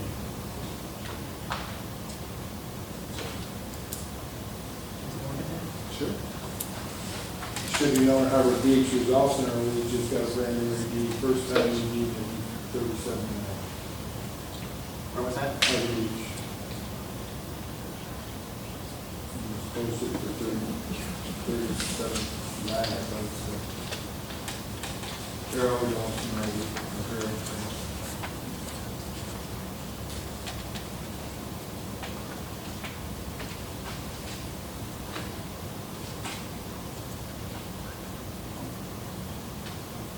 Rick, I think you've done a great job on the athletics as well. I don't like the hours get thrown around and just saying how many hours you work, 50, 60, and then how many work on the other job, 50, 60. It's not possible to work 110, 120 hours a week and get full-time on 2 jobs. You're doing a great job on the athletics, but I don't think we can go back and say it's 50 hours and you're doing all that. You were sending an email for the last job while at this meeting. So it had an hour for them and an hour for here. We had the same issue. We had the same issue. Hold on. We had the same issue when Brad said, hey, I'd like to take on this extra job and I can do it in my spare time. It's not going to affect it. He said, Brad, there's enough activities here. We have things we need to solve out. you end up with a conflict of interest. At one point, you have to, let's say, here's my primary job, and that's where I owe the responsibility to. And, I mean, for that, we denied you.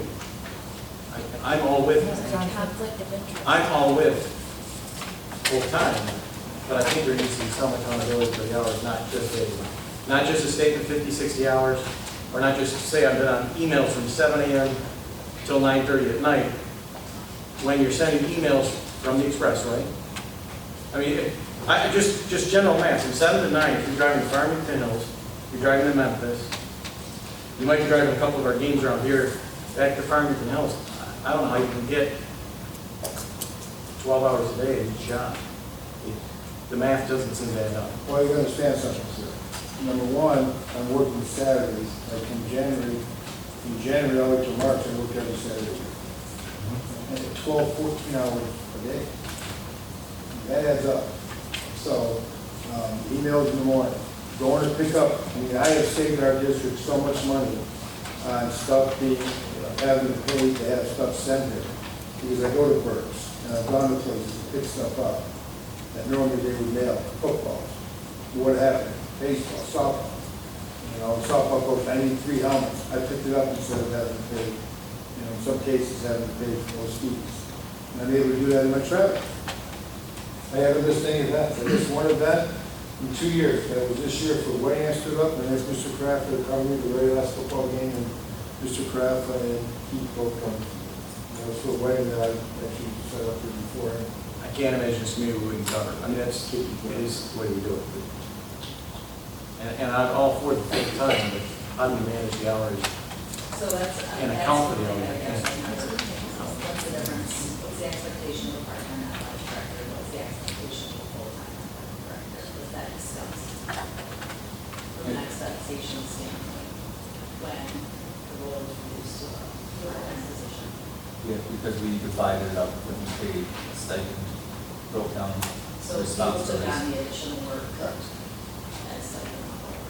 The school took a cost savings of $14,000. So it was, get at 40,000, we took the clerical away as we did, and some of the communication, and then the 6,000 stipend went off. So you were cut by 20, 6,000 the other way.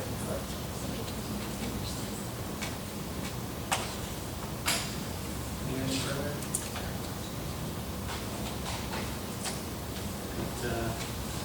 Move on to Pavlov. Sandy Cadwell is in charge as the director of our early childhood relations preschool GSRP, oversees daycare. She was a 50% teacher, 50% administrator. So this would be just on for administrator. But again, it would be another one that I would recommend we increase in equity for contract. I don't think she is on here. Yes. I'm sorry, I did not include that one. I'm sorry. Oh, are you looking at the comparables or for her contract? Any of them. So for her contract, she's currently at 38. Anyone in here also? As far as that, there, no, I do not. No. It's like an exclusive. It's, yeah. It's, yes.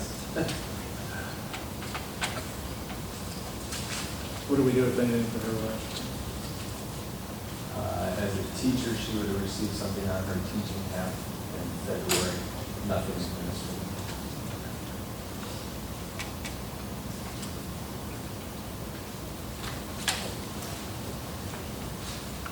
What's your recommendation there?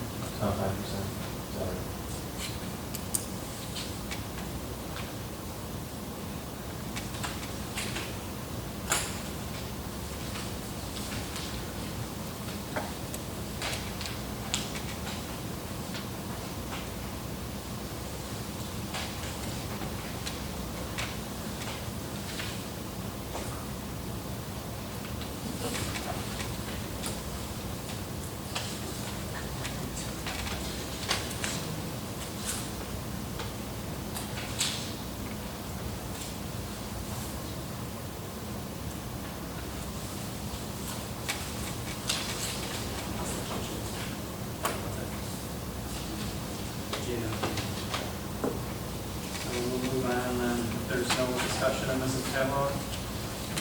I just have one question. Has her written evaluation been done before March 30th?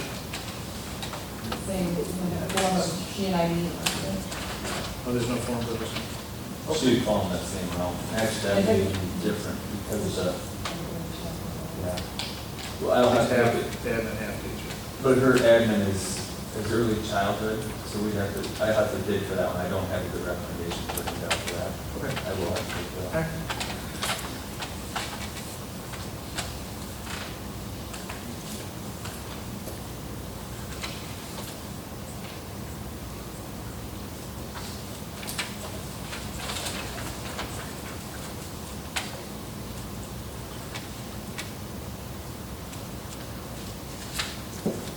Should we also give her,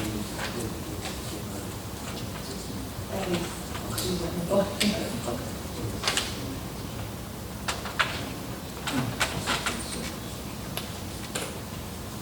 Yeah, when we created that contract, she would be the 66,214, I think is the top of teacher scale, so we would just let that happen, that's where that 38 would come from. This time we just do a good salary on the administrative line.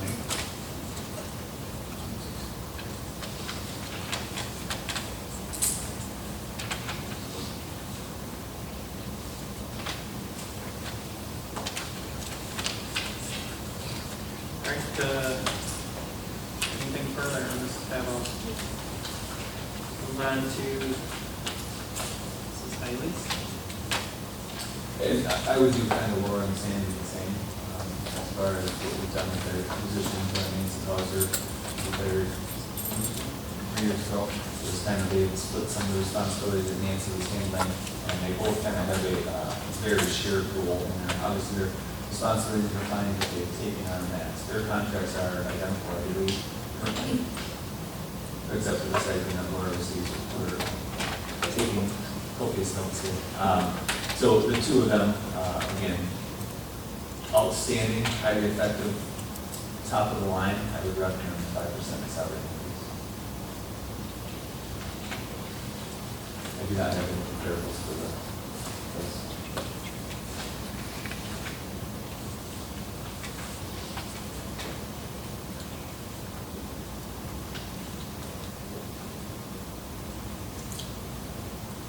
Anything further on those two? Move on to Mr. Gerstenberger. Mr. Gerster Technology, if you look, there, again, not a ton of comparables for districts our size. They have their own technology director. We are very fortunate. Most people have to outsource to their RISA and try to get people to come out and help when issues arise. Having somebody on site is outstanding. Brian is fantastic. For the 17 years I've been here, the directors that we've gone through, he is far above them. I've recommended 5% increase to his salary. No change. He does receive a stipend for the website, which I would consider. You know, if the stipend is.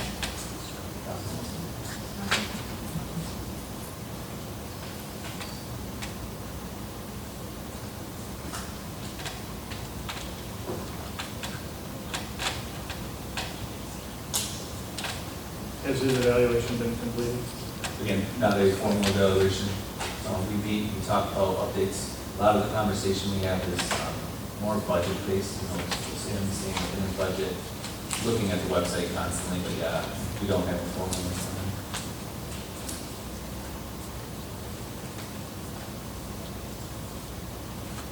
I just asked because it's referred to.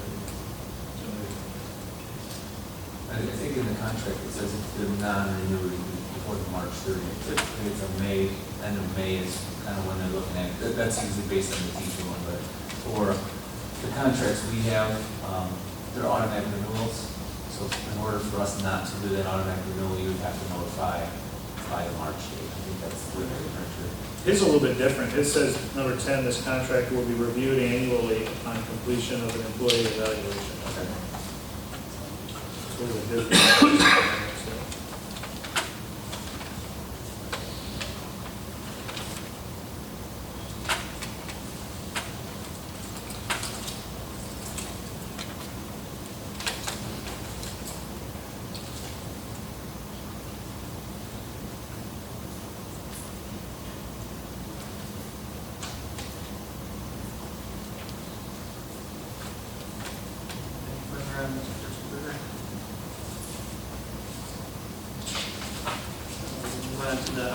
contracts? I would say the group there are hourly, and I'll be, sorry with everybody else that I would combine those. They're all very, very similar. I know it's an hourly position. The contracts are very short. There's not a lot of extras that we provide for any of that staff. They are hard workers. You know, they are the ones behind the scenes doing a lot of this stuff, and I would recommend those. The one that I do need to just say, the GSRP is a grant. So if we do increase that one, I have to do some changing the grant, moving some funds around. I have looked at it. It's feasible, but just know that that is a separate contract with RISA because they're the ones that supply us that grant. But I would recommend for them to all receive 5% salary. So that would be an hourly or wage increase. That's one GSRP teacher, that's the one contract. There's 2 associate teachers. 2. Yeah.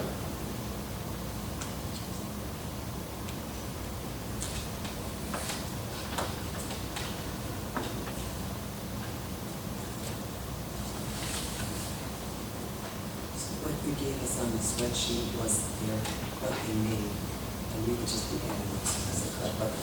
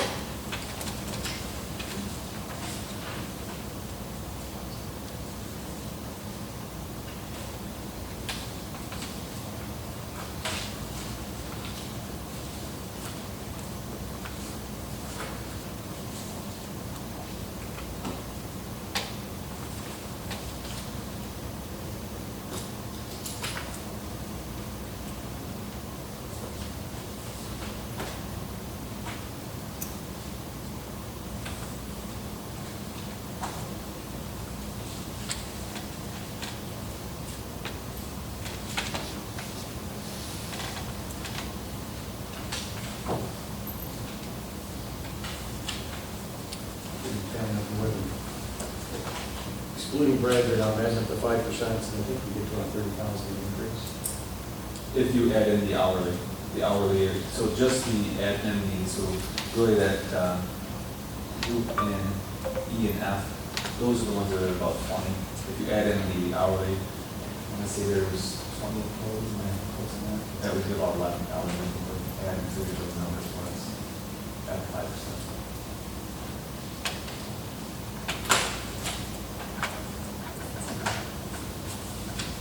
They did not, no, they did not have any change of that.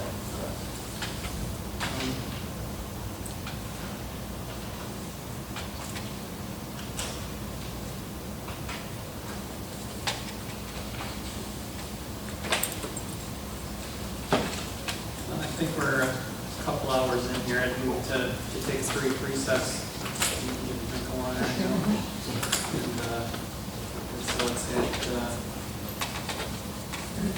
I move to take a 5-minute recess. It's 8:55. We can start back up at 9 o'clock.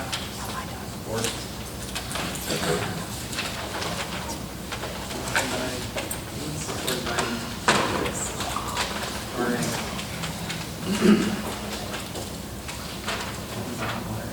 Yeah. We grab some. Oh, I'm sorry. All those in favor say aye.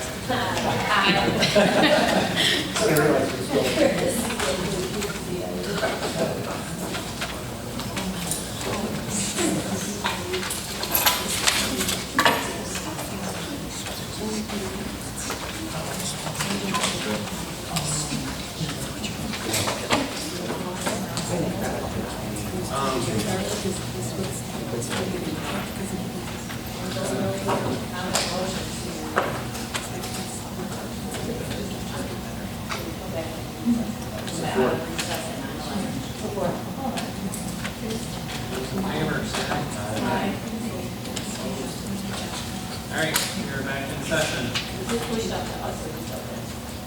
I did not send it out. So this was a file I was trying to figure out, what impact the budget it has.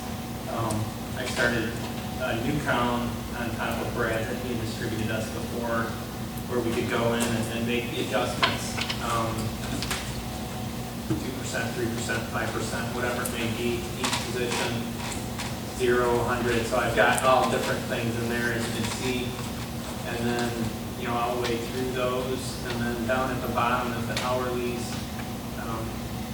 which I had asked for some hours per year in there and tried to calculate that. So, I mean, Brad, if you want to poke around in there and check my math before things look about right. I would say it's very close, because when Adam and I were looking at it, like I said, when you had all those, the GSRP and the instruction rates and non-instruction rates, you had about 11,000 there. And I'm just basing it on the 5% increase. So the number you have here, the difference I would see is the AD going to full-time. Right. So that would be the main difference between yours and that number. I was at about 30, you're about 48. Did you say 3% for the hourly? Yeah, what are I said 5, so this does reflect. Yeah, but we can adjust those. Like I said, I was just putting numbers. No, I know, I was just trying to see from the calculation check. So, and I would say going to 5, mine would be probably close to 51 with that full-time. I don't ask you, before we look at that and what it tallies up to, I think we should have to look at, we should start with say, how much of the fund balance is now? And there's another sheet. I know that. So this was 3 sections I broke it into, and so the first is where we're at today. And what I was looking at here was got our projected revenue, expenses, revenue over expense, and fund balance. And then I wanted to look at, as we have a change in students, what impact does that have in fund balance? And that's where I came up with the 0.09% that I had mentioned. And you can see how the fund balance goes down as the student count goes down. And then in the second section, or the second section down there below, beginning at line 21, I had, because of our projected revenue and our budget, and we're going to talk about this later, but I believe there was a possibility of adjustment to revenue there, right?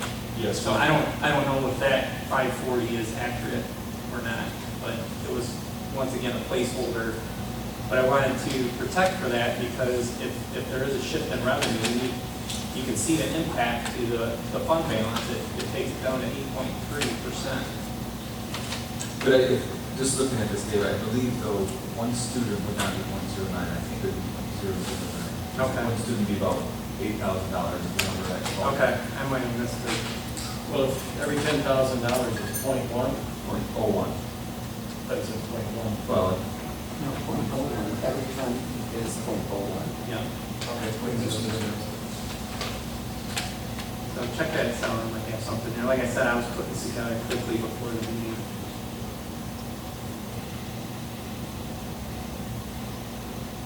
not sure what your calculation is.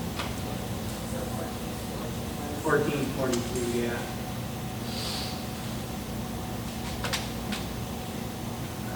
I think, go to the cell C10. You can do it at 8,000. Yeah, I had to estimate 8,000. So that's where I was getting it from.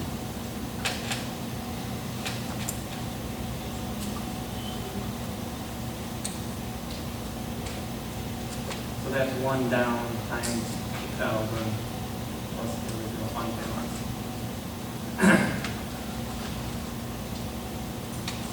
That's after the 30, but That's after the 30, yes.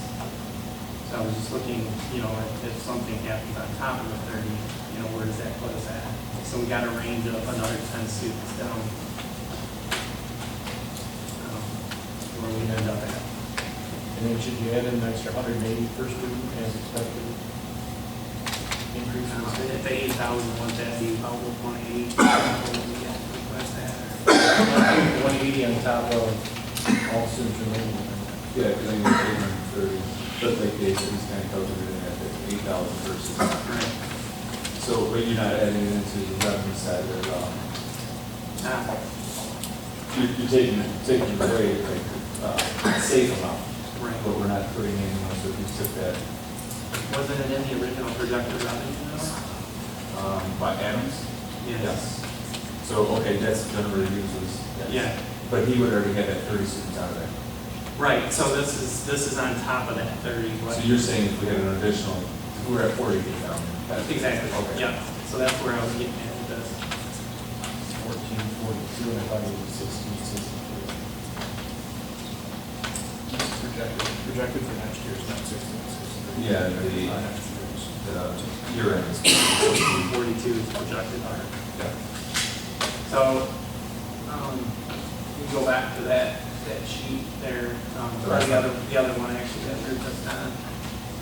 So the first had change in revenue, and then the adjustment for the taxable base, and then the third section was if we took all that with the addition of increased expenses for contracts, it's what it takes us down to. And I just put in there a placeholder once again, which we could pull from our other spreadsheet and we figured out a $49,000 increase in expenses for salaries, you know, where it takes our fund balance to 7.7. So that would be basically if our taxable base goes down 540 and our expenses go up 40,000. What were you saying that the tax base is going to go down 540? You're saying by There was an error, right?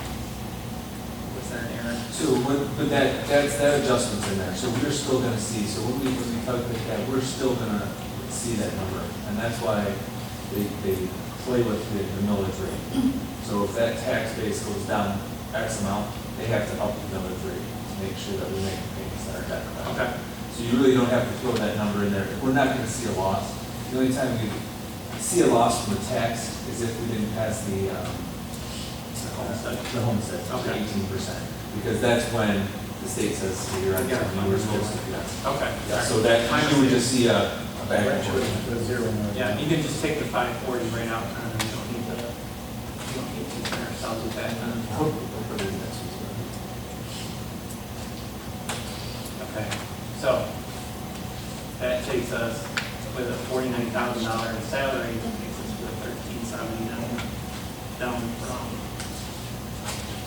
1442.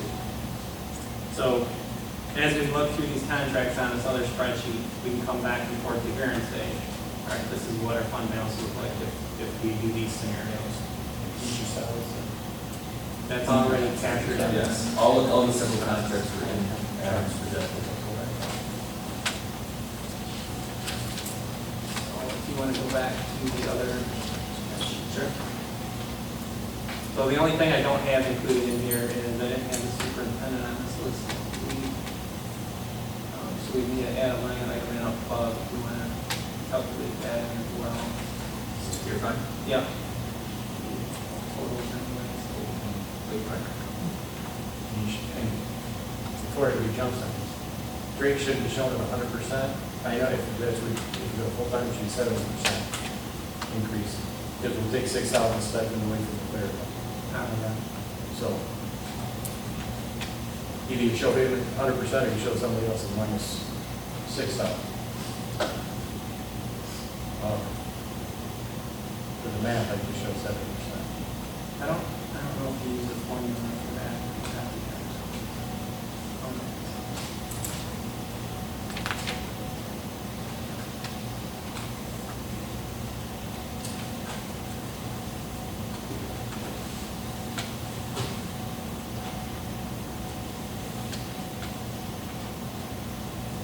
I don't know where you looking at. The last two sections, you can drag and drop to copy the formulas down, then we can put in the actual what, so that the new salary there, Yeah.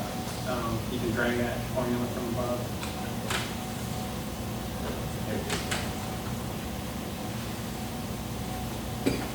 And then you can, Same thing here. yeah,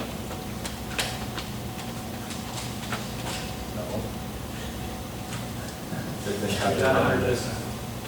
So put, whatever, internal street.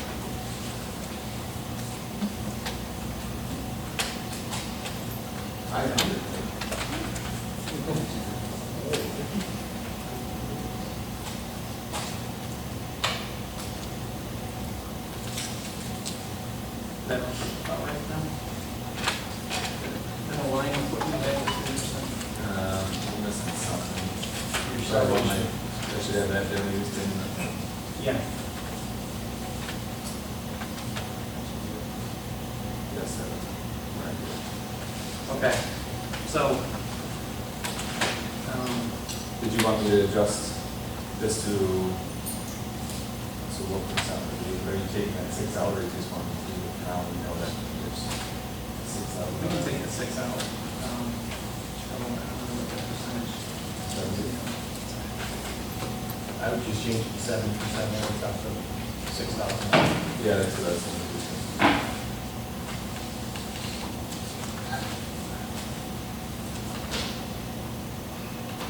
You want to put a highlight on it.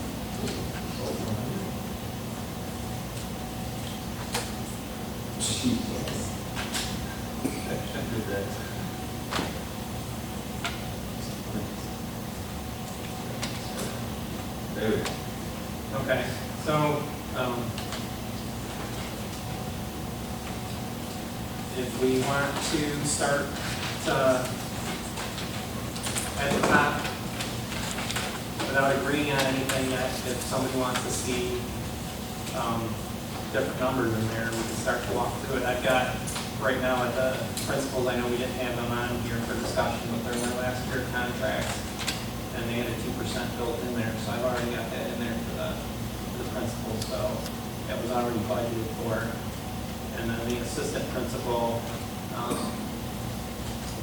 got it in there right now, 5%. That looks like you have 5 for technology and for junior high, senior assistant, nothing, maintenance, athletic going up to full-time with that savings, 5% for the soup, 5% for Laura and the ladies at Central, and then you did 3% for the hours.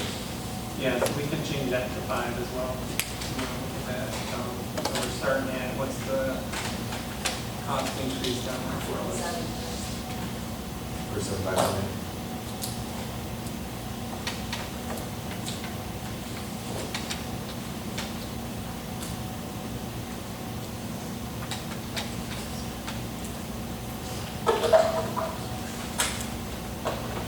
I didn't have anything there because I wasn't sure how to split out that. We had that combined.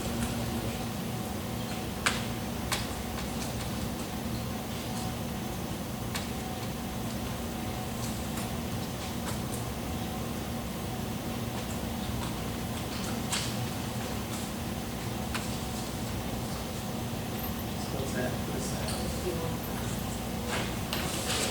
51,564.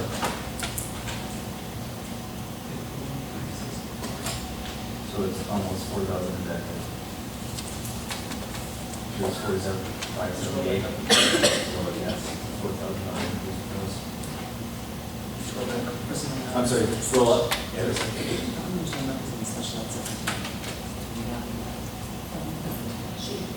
Special ed portions, I see that's already. She's in there as a central office.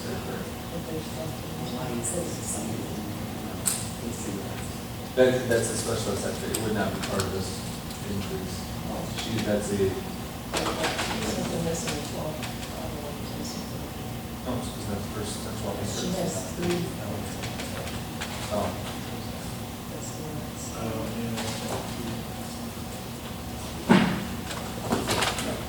I had Sandy down, it's 38 minutes.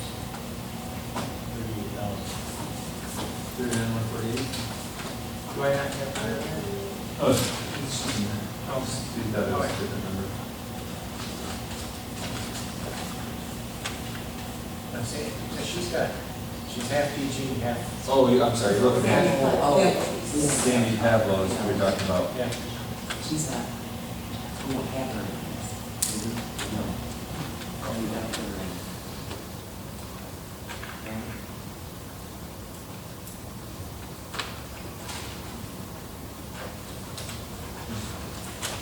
My question is, if It's half, right?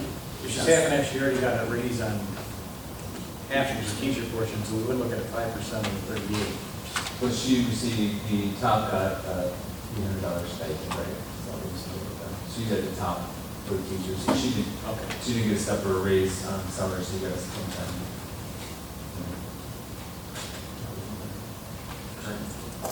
Yeah, or no.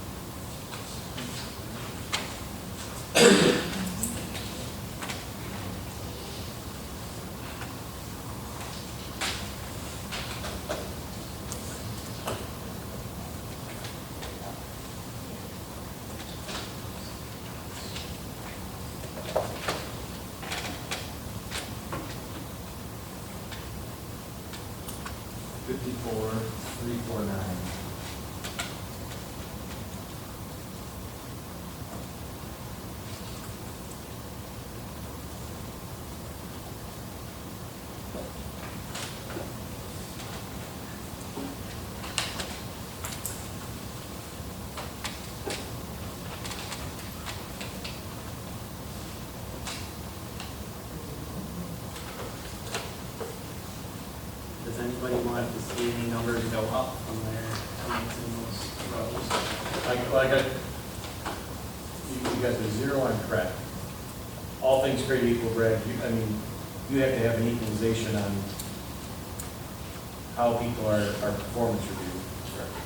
And everybody did exactly the same, and you're looking comparable to other schools, and they'll get the 5%. Correct show from your initial analysis of each year compared to the other? Or is the maintenance position overvalued for Memphis than it is the other schools? I do not think it's overvalued, and I do think he deserves the increase.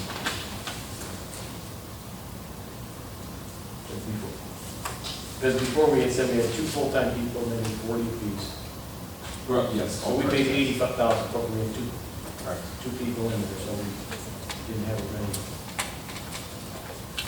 The thing that confused me about this is that we're talking about hours, like if Drake's how many hours he's putting in, you want him full-time at 40, is Pratt working 80 hours a week? That's 2 full-time? So we're saying he's working 2 part-time to gain 2 full-time salaries, practically. You could have this. And then for Drake, we're saying that we're worried about his hours, whether he's part-time, full-time. I don't want to compare the two. You know, I know, I'm just, but really. I agree, I think looking at the hours for all of them on that. It's not. Right, it's not really across the board.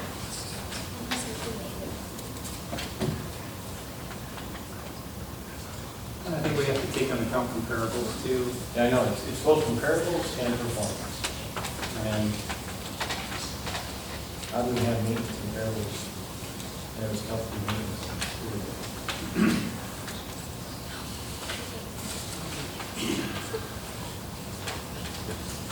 Yeah, Marlette, we got 47 for maintenance director and 12 for transportation.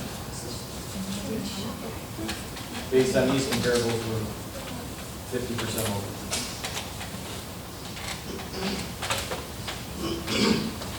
Well, I mean, yeah, it is how you look at it. You look at KPAC paying transportation at 37, Marlette paying a maintenance at 47.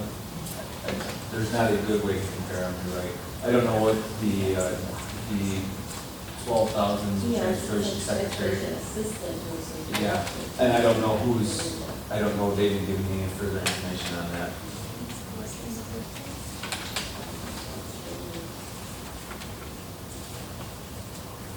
Yeah, I look at, well, Gail's much larger.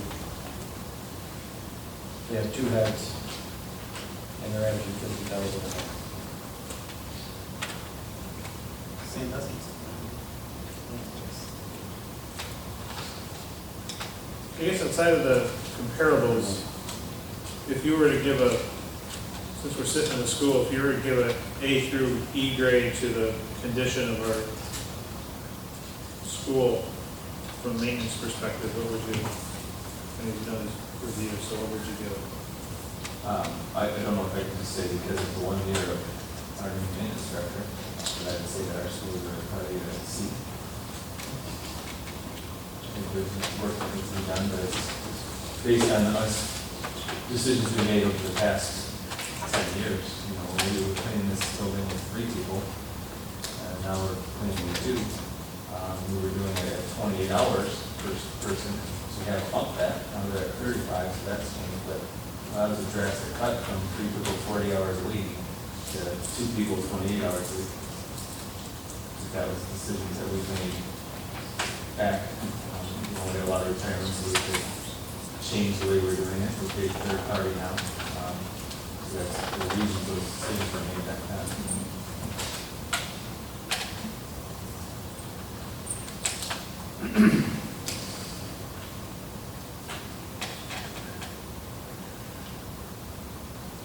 Since you're saying he's only done it for the last year, have you improved or degraded last year? I would say we Over 10 years ago, tremendously this year in both aspects.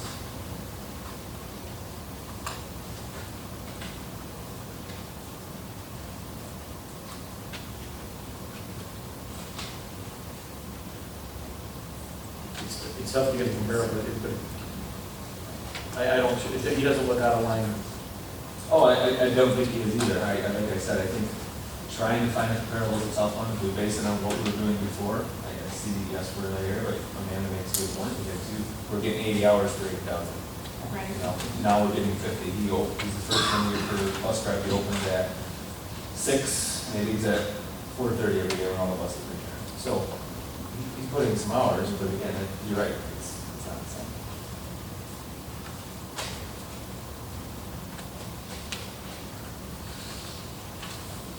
Like our only comparable is Sandusky, that is the exact same position at 51,000. So, you know, like we said, like our schools to see, because we're cut down on staff for cleaning. It seems like we're overcompensating in one area and now we're undercompensated in another. Am I right? Well, I think everyone's, it's what all the schools have to do based on probably the resources that they have in place. Well, this So will say Sandusky doesn't have a full-time athletic director, they have a sure athletic. You know what I mean? So there's that balance, because what do we want that balance? right, the other one who's specifically maintenance and transportation.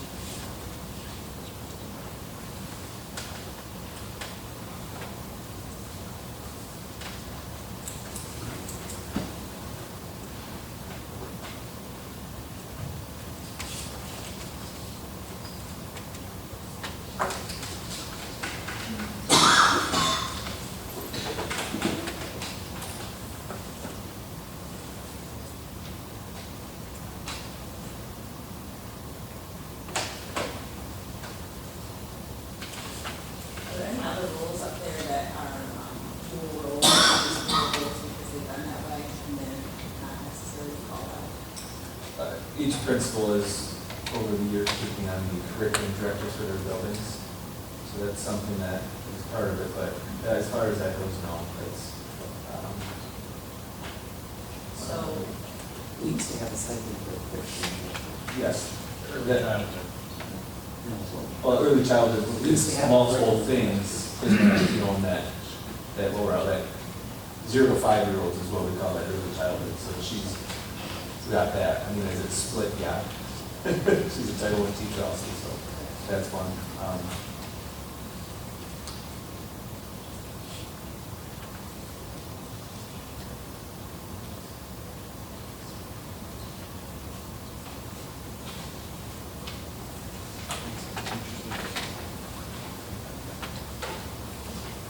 Step.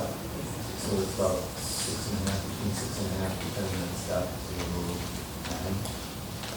And then another 3.5. That's, yeah, you got 5%. And they ask for that.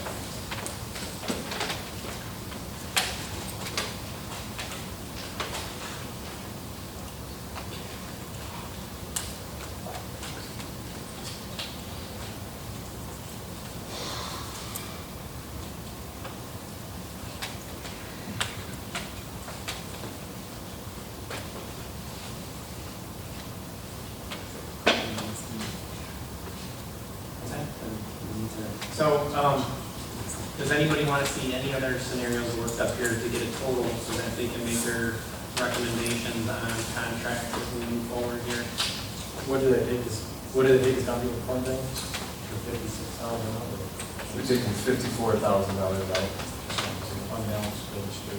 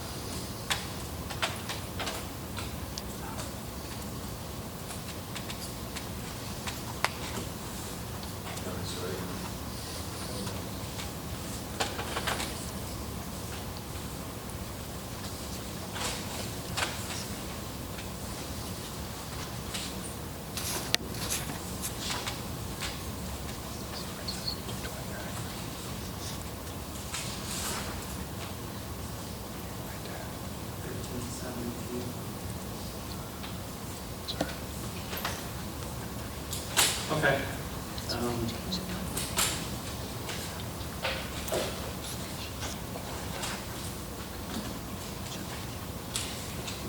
This motion.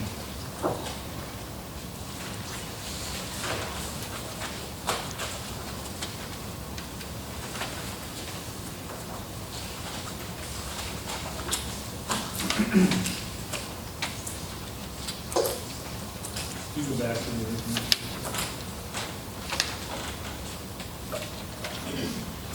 There we go. Get a little bigger about this.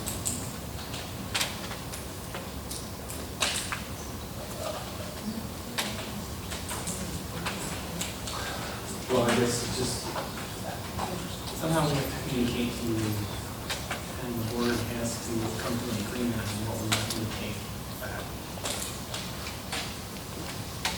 for contract discussion. Currently giving the week is 6 is going to be as the same. We just put that. Drake in could there. hit 40. It would just be the 6 was, so the deck, it wasn't, just to make it clear.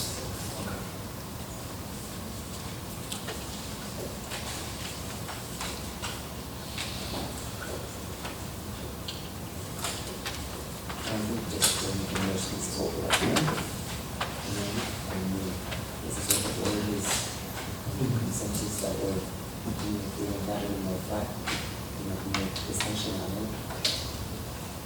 This is what we're recommending, and take back to the, first to the finance, first to Adam, so that he, the finance director, so that he can confirm that this is what our, We can make a motion to take this to the finance director, if it's within 0.1%, you're between 13.6 and 13.8, proceed with contracts, the following individuals will be members.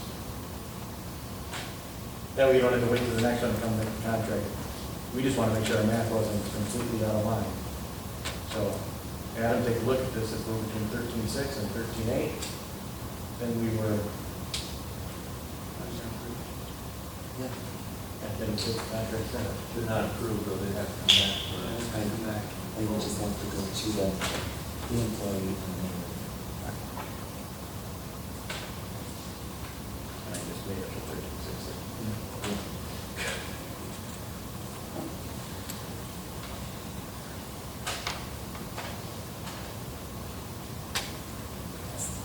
Yes, Mr. Chairman, if we're going to make a motion on it, I'd ask that we do it individually. We don't have to do numbers 2 and 4, as those are contractual.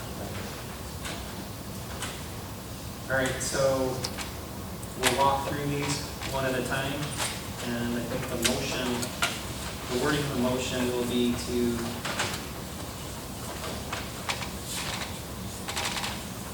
recommend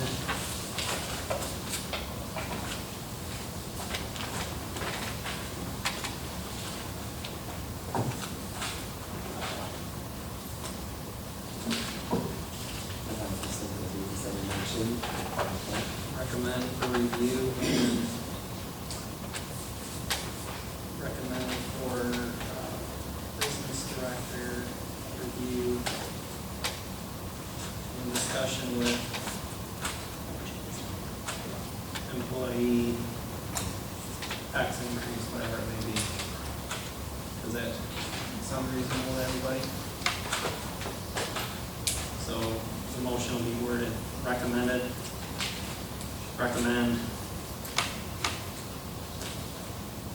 for business director review, discussion with employee tax increase. Then we'll have discussion on it, vote on it.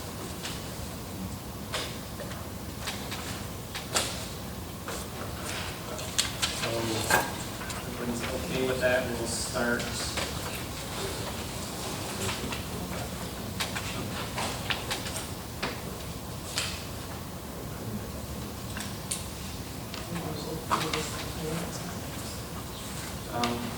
I will go through it, I think, in order of how we have it on old business.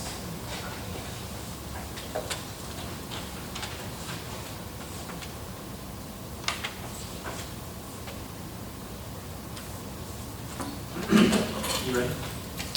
Okay. Do I have a motion on Mr. Goodman? I'll make that motion for option 2 or 5%. It increase to solve.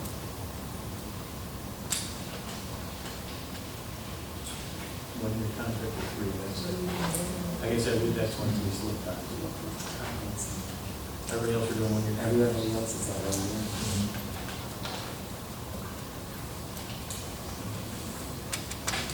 Yeah, and I'll move it to the PPP.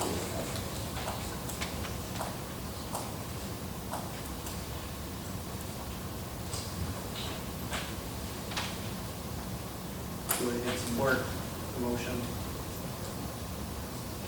Is that? Motion by Mrs. McHugh, supported by Mrs. O'Connor for a 3-year, 5% yearly. Discussion? Why did we decide to do 3 years? I think that's what other contracts are. We just have agreements.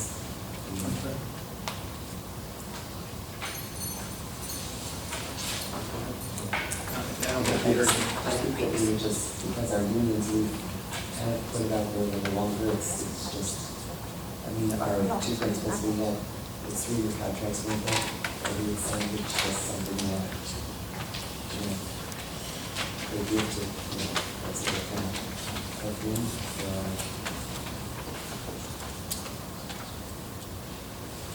I mean, it's fine if you don't, people on this, it's fine, but that's why we're having discussion.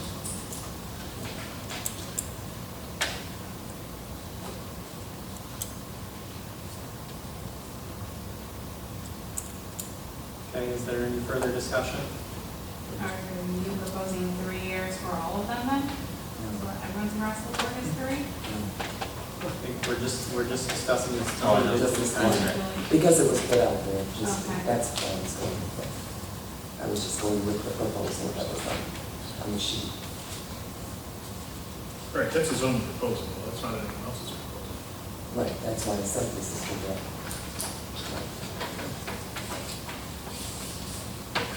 I want the roll call vote. We don't have an amendment on it. Would you rather amend it to 1 year? Well, we need to vote, we have a motion on the floor, so let's take a roll call on that motion that's on the floor if there's no further discussion. Mr. Ryan? No. Mr. Parre? Yes. Mrs. McHugh? Yes. Mr. Cook? No, Mrs. Florka? Yes. Mrs. O'Connor? Yes. Mrs. Bobbsey? No.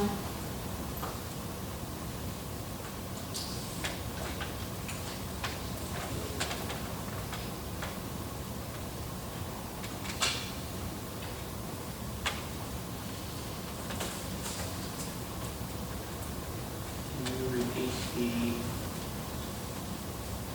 roll call vote today. Ryan, no. Carrie, yes. McHugh, yes. Cook, no. Porter, yes. O'Connor, yes. Parsons, yes. Or could you reread the motion, please? Just so I'm clear on what we just, what the motion was exactly. The motion was a recommendation for business director review and discussion with the employee on a 5% yearly 3-year contract for Mr. Goodney. So 5% every year for 3 years.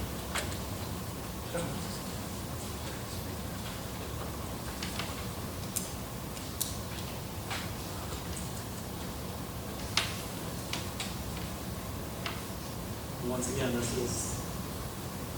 will go for discussion and then it will come back to us for vote. So, sorry, did you have that factored into the calculations today, the way the spreadsheet is for 5%? Now, if I'm looking at 1 year, Or just pick a 1 year. So then you kind of put it together with this. Extending. How does that just go from? Because it changes the number potentially, it's not just 1 year, it's 5% every year. yeah, it's gonna affect. That's not the way I did the motion. Considering what we're spending on, and we would be, that's, we didn't really get a 5% increase every year. Okay.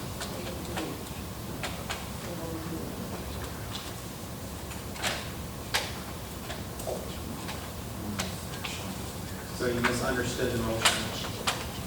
Yeah, I mean, I'm with all of you that we're basing it on now in 5 years, but I didn't know it would be 85% yearly increase in 3 years. I thought we were looking at 3 years, 5%. I think it's roughly 117 or so, which, exact.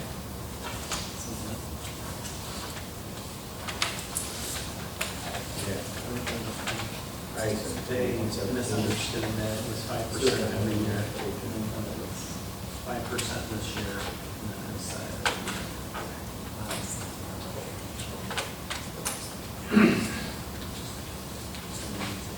I think due to the confusion on the motion, I think a re-vote is in order.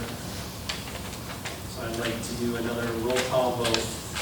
Do you want to keep the same motion? Yeah, we can change the motion. Since we're having a lot of problems with it, we can do it, so that's,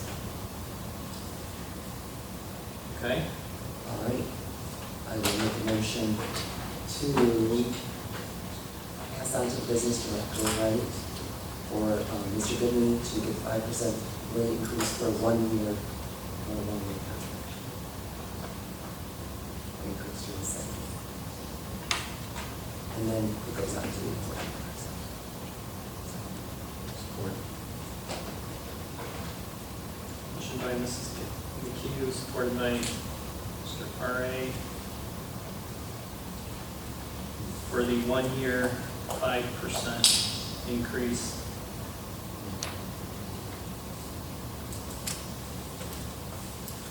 Any discussion?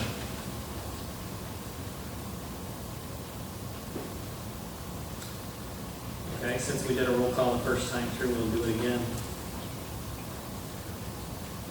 Mr. Ryan? Yes. Mr. Perry? Yes. Mrs. McHugh? Yes. Mr. Cook? No. Mrs. Borka? Yes. Mrs. O'Connor? Yes. Mrs. Dobson? No.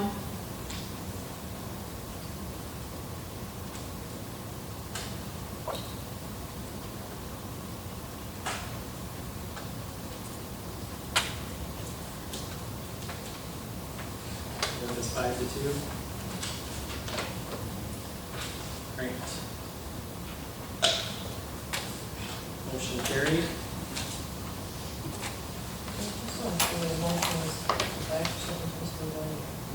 Yes, it's a 1 year contract for 5% increase. This is for business director review and discussion before. All right, let's move on to Mr. Corbett.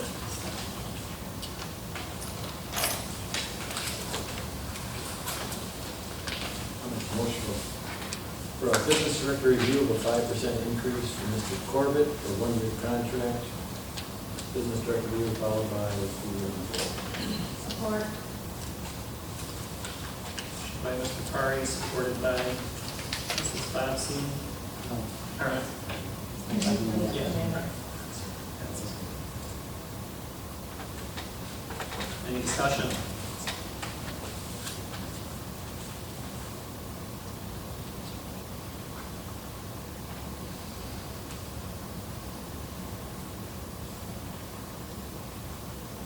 Does anyone on the board feel a need for a roll call vote?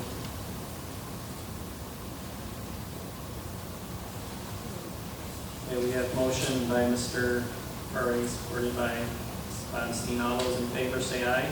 Aye. Opposed? Motion carried. Mr. Kujat.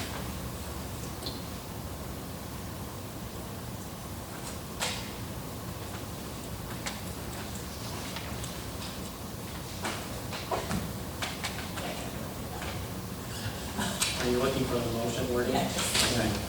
So the wording is, you're moving to recommend for business direct review. So I'll make a motion to move Mr. Kudat to business director review and then review the employee for a 0% increase on your contract. Support.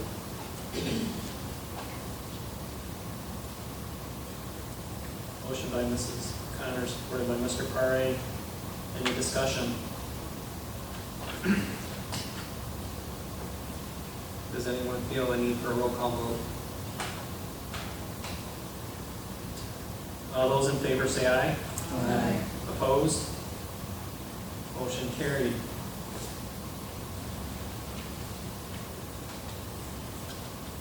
Okay, Mr. Oki. Make a motion for business director review the contract increase for Greg Oakley for a 1-year contract, bringing full-time $40,000 salary. After review the board. After review the business director review the board. Motion by Mr. Pare, supported by Mrs. O'Connor. Any discussion? My only discussion point that I'm looking to include in here, we also have to take out the $6,000. That's usually the contract over time. Business director has to take a look at that, but take money in it to remove it. At least settled on the hours situation. Yeah. It would have to be put aside as final contract negotiation of the employee. That's correct. Correct supervisor was mad at that time? I was last year, this year, So, if there, you have to come to a realization on the hours if there's an issue.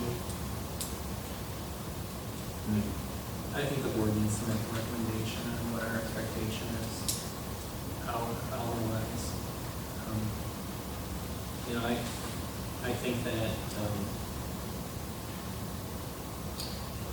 as far as discussion goes on my behalf, I think that as long as he's performing and meeting the needs of the district, you know, I don't know that we need that written into it. You say you would office hours, Right. so are the performance criteria and the needs of the district clearly defined, so Maybe when we have some checkpoints to see how that's working. I mean, like,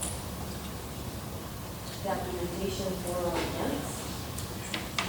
Do we have an evaluation, correct? Evaluation procedure, or that's the one we're going with? These are getting out, and then we have a formal evaluation, we've never adopted a formal for that, but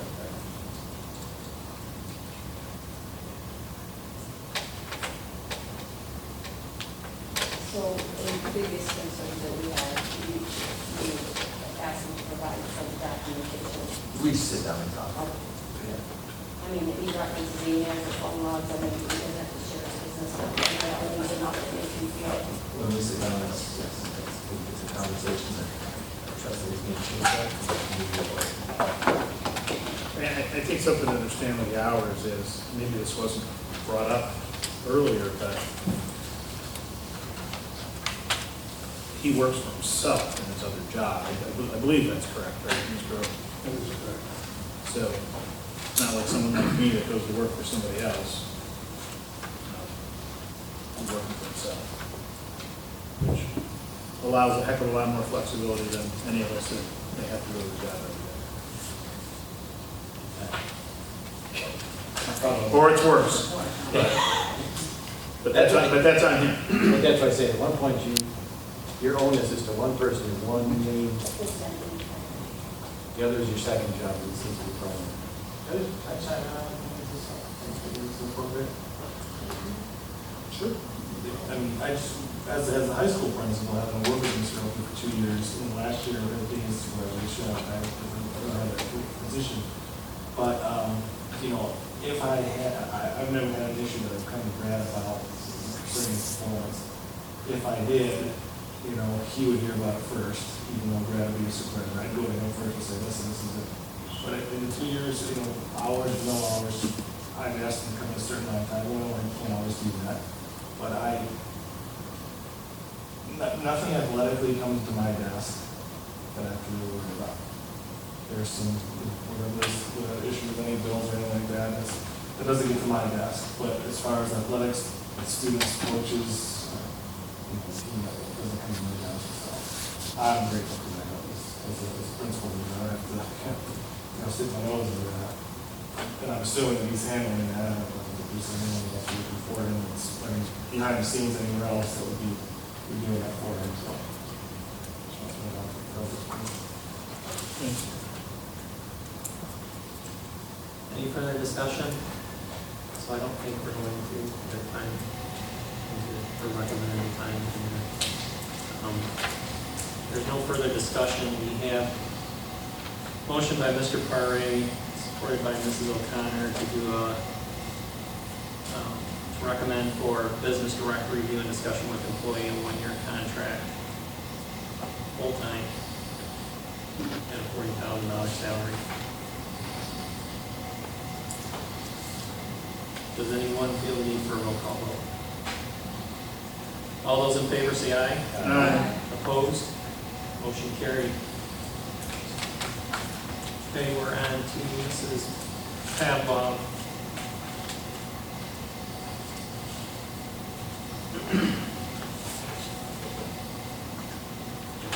Motion, Mrs. Pamela, with the 5% increase review to the business director, and we'll follow by a review people.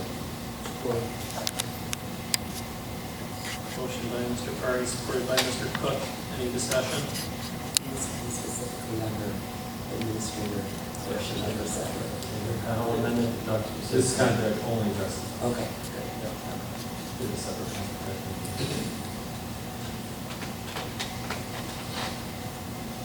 Okay, we need for a roll call vote. All those in favor say aye. Aye. Opposed?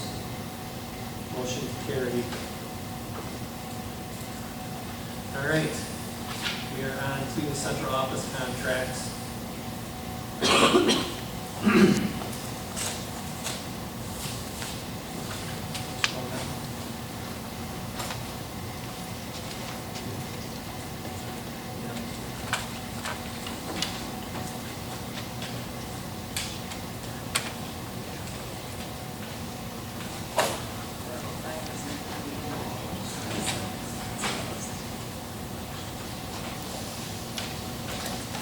If you do it that way, please just list the positions so we make sure that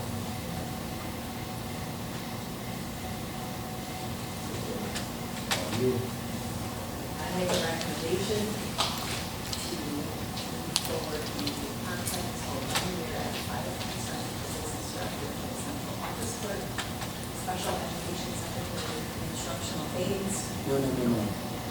Up one. We're on the central office that. We're in, Oh, the top two? yeah, the top, there should be three. What's the third one? It's under new business act. Oh, I'm sorry. Morris and America. Okay. Make a motion to, review the business director, 5% increase for technology director, and assistant superintendent, and the accounts payable. Support. For 5%. Motion by Mrs. O'Connor, supported by Mrs. McHugh. Any further discussion? This is 5% on the pays, not this.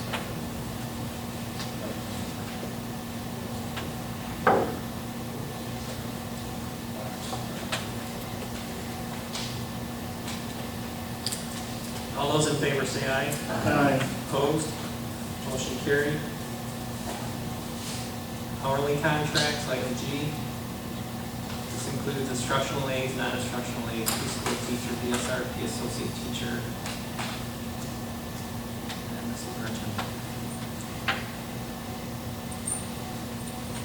I'll make the motion to move forward with the business director for a proposal of a 5% increase for the hourly contracts, instructional aides, non-instructional aides, preschool teacher, GSRP associate teacher, Marchand, followed by the approval. Discussion of the vote. There is. There's two. Support. Motion by Mr. Parry, supported by Mrs. Orca. Any discussion? All those in favor say aye. Aye. Opposed? Motion carried. All right. We're on to new business. First up, item A, we have the 2019-20 general fund preliminary budget.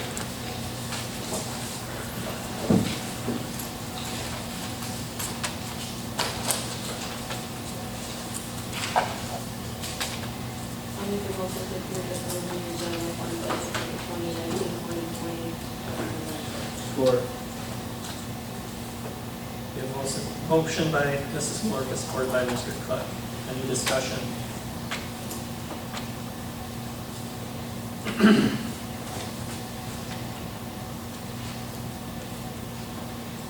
So I apologize for the shift in the taxable base. I forgot about the homestead offsetting that. It does help us when you're saving, because that's based on what our income is, that's an income that will benefit. Okay, any further discussion? All those in favor say aye. Aye. Opposed? Motion carried. Item B, 2019-20 food service preliminary budget. I'll make the motion to approve the preliminary food service budget for 2019-2020 as presented. Support. Motion by Mr. Parry, supported by Mrs. McHugh. Any discussion?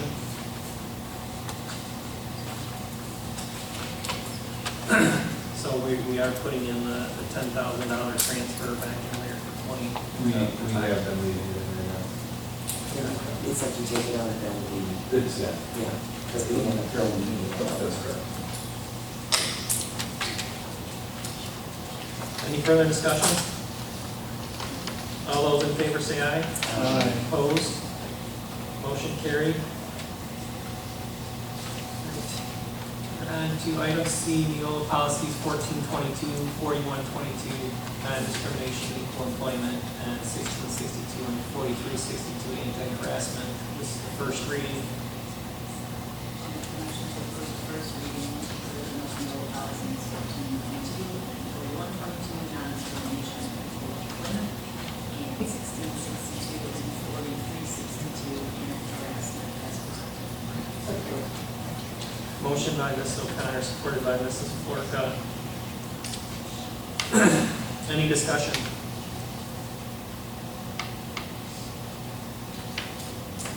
All those in favor say aye. Aye. Opposed? Motion carried. Mr. Chairman, I just want to make sure we did.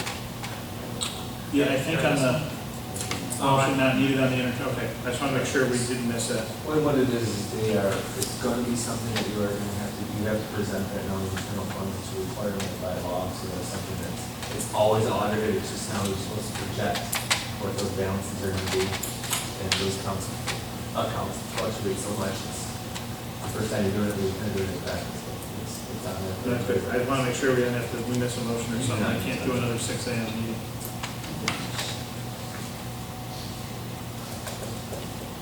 Okay, we are on to item D. This is the amended NOLA policies 2000 through 2430.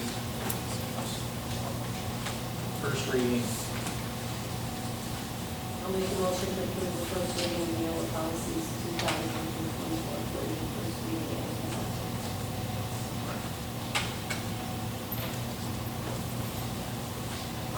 Motion by Mrs. Florka, supported by Mrs. O'Connor. Discussion. Yeah, sorry, I'm bringing it up right now. I just had one point. I know it's just our first reading, so we've got some time, but as I looked at, sorry, I still haven't closed it.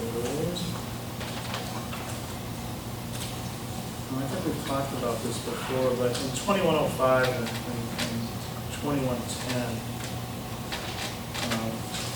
we've really skinnied down the Neola suggestion to, in 2110's case, 3 words.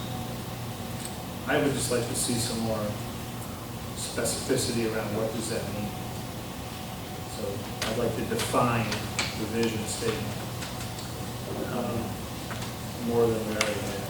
Yeah, that is something as a board that I mentioned in our workshop earlier this year that I want to devote some time to getting a vision statement, strategic plan in place, and setting some board goals as well. We have a lot of outlines in our bylaws. That's a goal of mine within the next year to try and address. Both of these they are not requirements by law, they are not commissions of law or anything like that. These are just recommendations from NOLA. They have a bunch in there that aren't law, so it is something you don't even have to add in there, but it's something we did and just amended for it. Like that. Oh.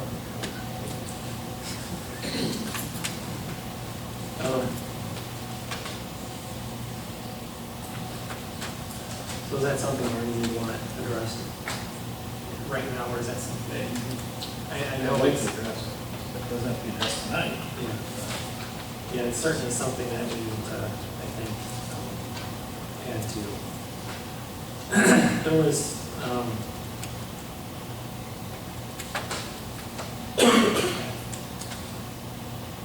there were several of these I had questioned on.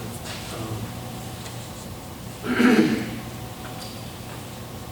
don't know if we need to, are you okay about that?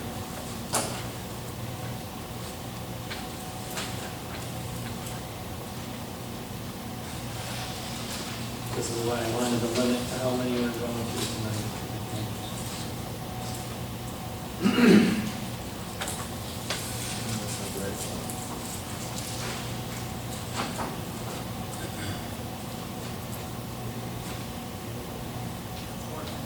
Oh, Lord, that's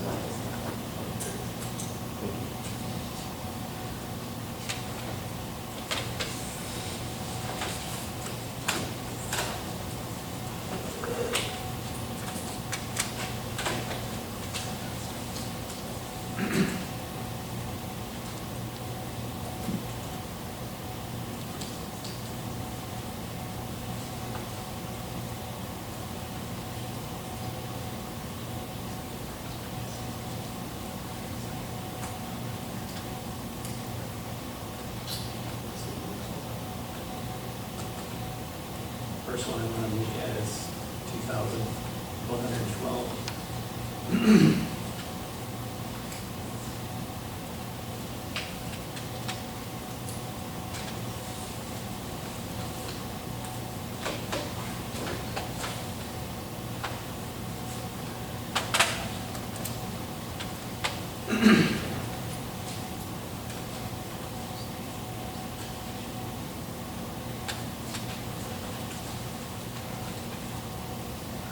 I don't think you can really see it.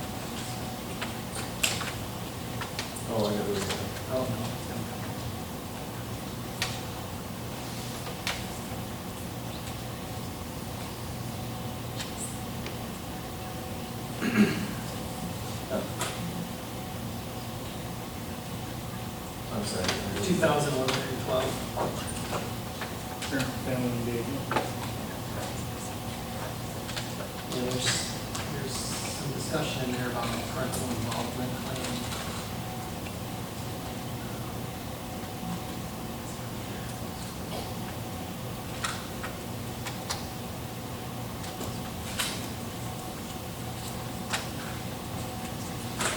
I guess the note there, I just wanted to make sure that's something that, I wanted to find out if that's something that we're doing at this time, or is that going to be something else in the parent family engagement?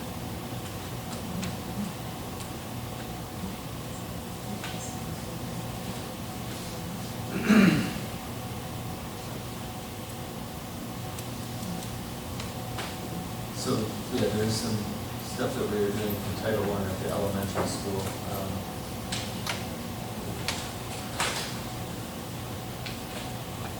Under implementation of the bylaw.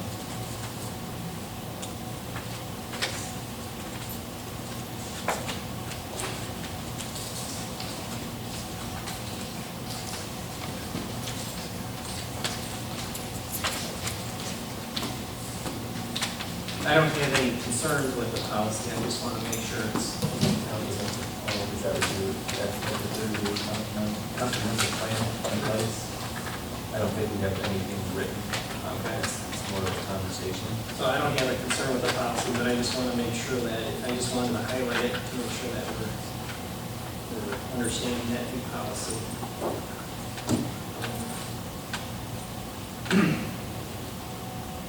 Next one was, A plan will have to be written for this, right? Because then if we approve this policy, we're saying that we're gonna review it annually. But Right. there's gotta be a plan in place for us to review. right, that's why I want to make sure, that's why I want to bring it to everyone's attention. You know, this is the first reading, but next time we do the adoption, correct? For school, I said one about this is a contact will outline how parents will develop a contact jointly with parents. We have at the elementary, it's a parent, teacher, student contact that we have to approve annually. That's part of what we have. You go about that conference.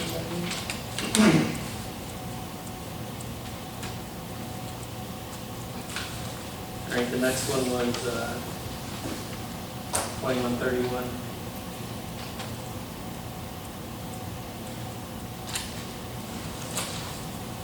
We chose version 1, right? So there's a version 1 and a version 2 on expectation of student outcomes.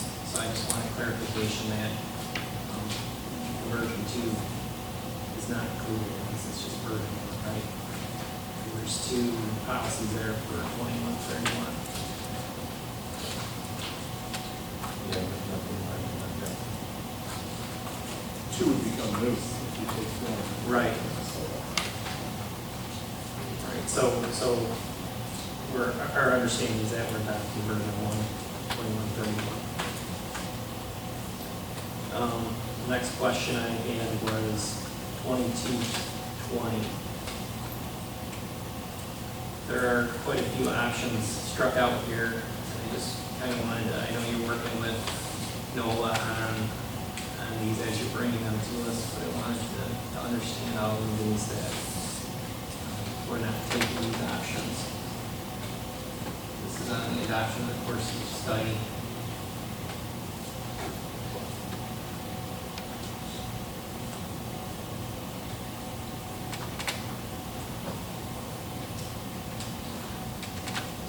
Do you guys recall any feedback on these ones?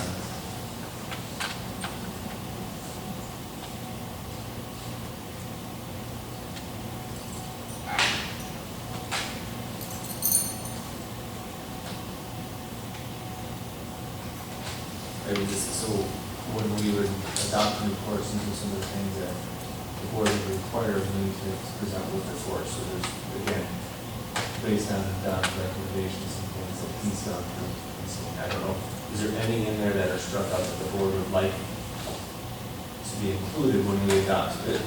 We haven't adopted a new course in some time, but if there's anything in that list that you would like to be included, we can make that amendment. It's the only one that I would be that I would look at is G, the plan for its continuous assessment, which includes criteria and standards.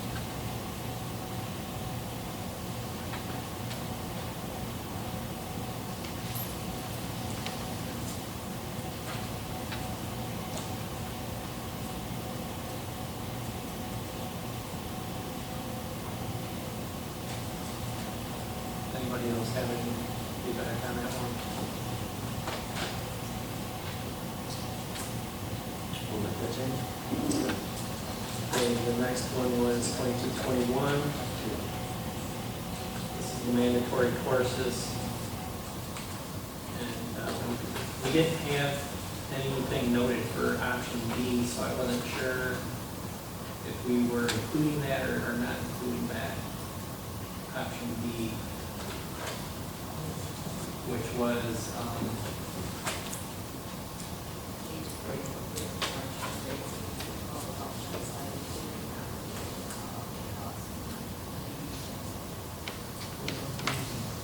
You did have it. Yeah, leave it in, it's left in, if we want to take it out, we should. okay, so the optional means that we could take it out. Okay, so it is included. Right now, and we are conversation here. Okay, just wanted to clarify.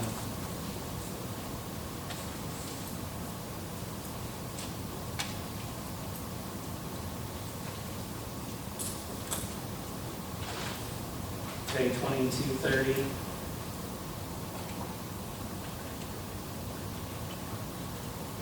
Worst guide.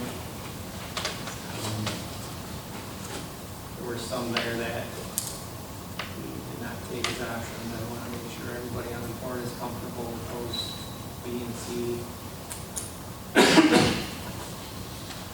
not being included.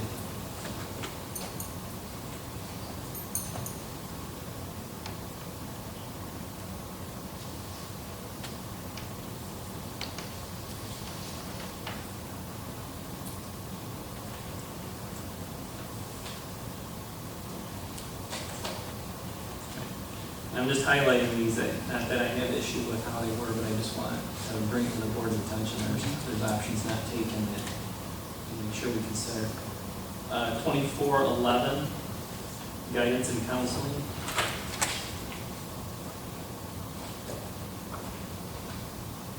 Can we go back to 2230 real quick? Sure. At the bottom, Fred, the new course guides and revision to existing guides, is that like something that's ever really come up or anything?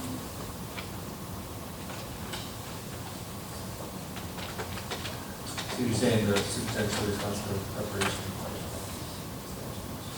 No, usually the course guides are all taken care of by, There's not really anything that. no, Is that- our staff or, yeah.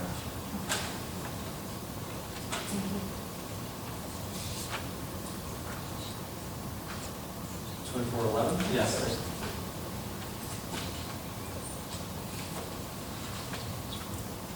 Once again, this is on guidance and counseling. We accepted we had EC, we're taking.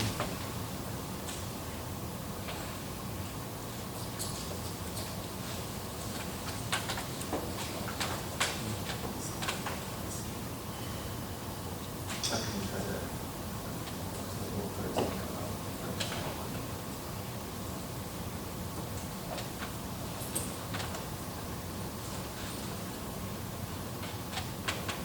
You get B and D under the first section, I don't know why we would overlook those, unless there's a specific reason.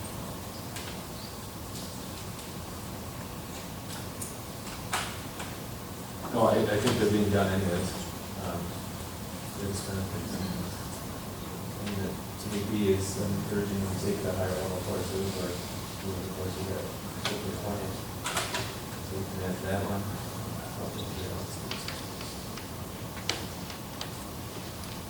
Again, same thing, I think it's just that one's. It's happening in many places. Yeah, encouraging them to be part of outside curriculum, or extracurricular activity outside.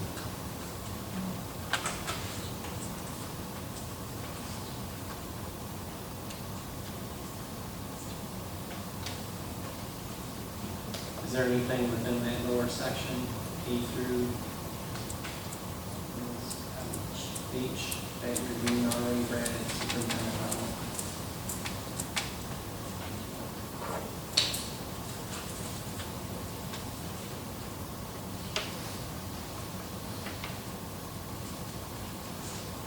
I'd like to see those all checked, I think there's examples of all of them that actually happen. It's coordinated with available resources and community.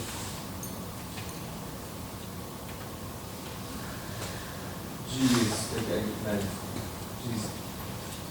a gray one, provides the appropriate amount of time and effort shall be given, providing guidance, counseling services to those students. Yeah, you're right, I think they're all being done. Feel comfortable checking them.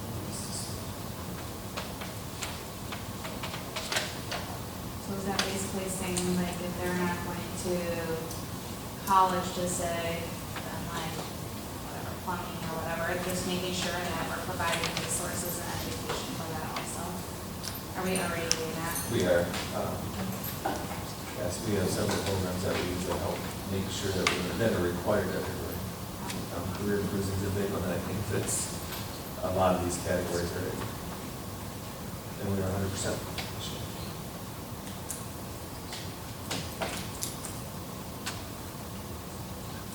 Ages and everything.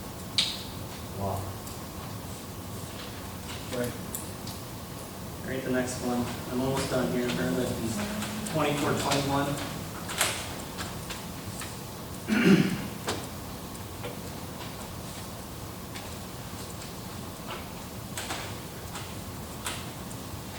This is career and technical education. For no action set. For A through G.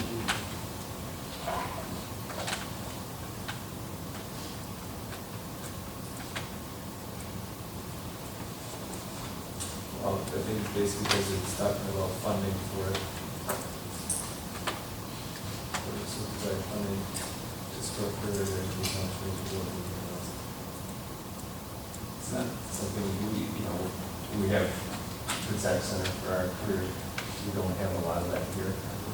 So should we strike out that whole paragraph? So if it's not checked, it's not in there. Yeah, but the paragraph above it references it. And previous participation in state aid.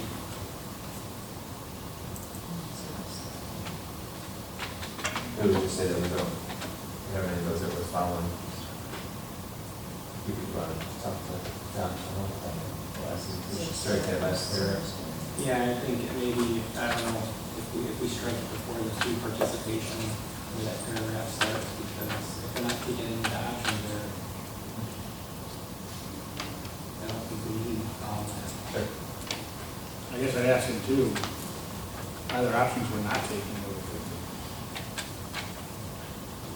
I'm not familiar with 620 or the Carl D. Perkins Vocational and Applied Technology Act, but I will be next time.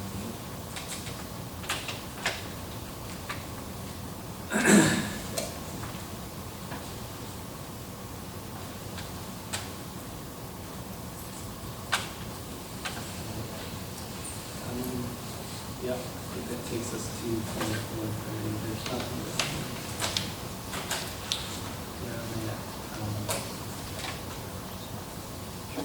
So,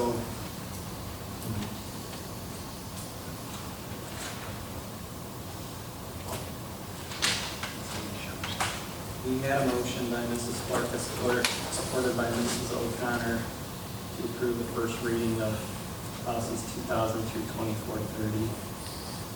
I would request the amendment,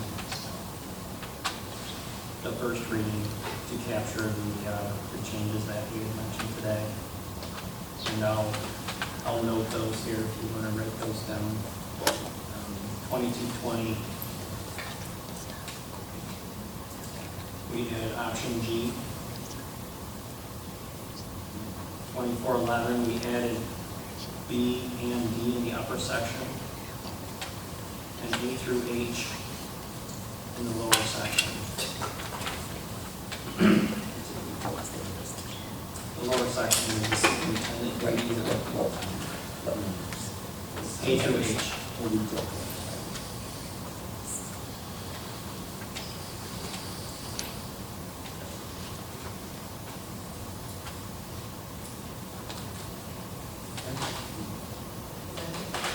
Yep, that's all I had jotted down. Did you have anything?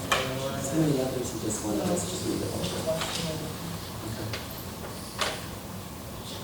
No, Mrs. Porter made the motion. Okay, so I'll make a motion to approve the first reading of the order policies 2000 through 2430. Amended changes to 2220 option G, 2411 B and B upper, A and H lower. Motion by Mrs. Porter, supported by Mrs. O'Connor. Any further discussion? All those in favor say aye. Aye. Opposed? Motion carried. We're at superintendent comments. Just a few things. At our last regular scheduled meeting, we had audience participation in regards to some maintenance issues. I just want to report back on that there was 5 of the 6 water fountains were fixed. The drain out front was lowered, and several of the potholes had been filled. We have not ordered more patch yet because we cut off all spending for all of our employees at the end of May. So until July comes, then we'll buy more patch, fix the potholes in the driveway. We also had a community letter that talked about some other issues that were brought up, and we did address those. There was a entrance door that was sticking down at the the junior high end. That was remedied. We have the cafeteria doors. Going to the cafeteria, those double glass doors, there's no way for them to lock, so to be secured. So there's a question about the safety of students in the event of an active shooter. Well, part of our plan for active shooters, that is not a place of shelter. So if it was during lunchtime and where we practice it, active shooter happens during lunch, they get out. So either through the double doors by the fountain or through the kitchen, if they need to, they would secure themselves, receiving room and kitchen. The other one was the gym and how those doors do not secure. And our security plan, our safety plan for an active shooter in the gym is the locker rooms. The locker room doors do lock, but we will be looking at adding in each of our classrooms, we have the rope and the bolt cleat to help secure that door. So we're looking at that option there. We did not do that in those rooms, we just did those in the classroom. So we're trying to look at a way, because it has the panic bar on the inside, so you don't have to bolt cleat on both the door jam and the door. So that one is being looked at. We did order water filling stations, 2 for this building, 2 for the elementary, I believe, is what we ordered for both of those. That was another issue when it came about of the fountains not working, and students that. So we did look at that, and we're talking about some different funding and possible fundraising for it. Yeah, the filling too, there also are filters, just sprinklers and filters. Correct, and I just came across my desk today a grant for free filters, so that's something when we get our models, we can apply for that grant, so they can continue to hopefully provide those for us. The other one was the condition of our classrooms, and the main one was like the floors and why they look so rough. Well, a big part of it is 2 gallon jugs of hand dispenser, or hand sanitizer on the desk. Students using it, dripping on floors, and what it does to the wax and whatever it does. So we're looking at some trial foam dispensers where it sticks to the wall. I know there's some consideration to the cost of those, how often we'll have to refill them. So we're looking into that, but it'd be an option. We'll probably be doing it into a couple classrooms just to test it. And going to a schedule where each custodian will have, we'll get to a schedule where each room is getting mounts at least once a week, figuring out how to make sure that is good. I think those are the main ones that I wanted to address with that. Snow day language, I wrote up 3 options. They'll have to be tweaked a little bit for each unit, for each union group, I should say, because some of them have an option to come in and work, some don't, so you have to go through that. I would guess what I was looking for is what it comes down to. If we have more than 6, we should have the language in there that's going to say, okay, we're paying you, you're going to work to get the pay, or if we add days, you pay, that's it. So I don't know if there needs to be a motion from the board on that. It'd be nice if we could have that when we do it. So if you can give me some guidance or recommend something to me tonight, that way when we're making all these changes to contracts, we can add that language to them. Because some of the groups that we talked about tonight have this language, but it's that very gray area that we want to kind of clean up. Do you have a recommendation? There's three options here. Yeah, as I recommended at the last meeting, I think to me it's after the 6 days, you have the opportunity at the end of the year to earn those hours back. Which one is that? Second is the middle.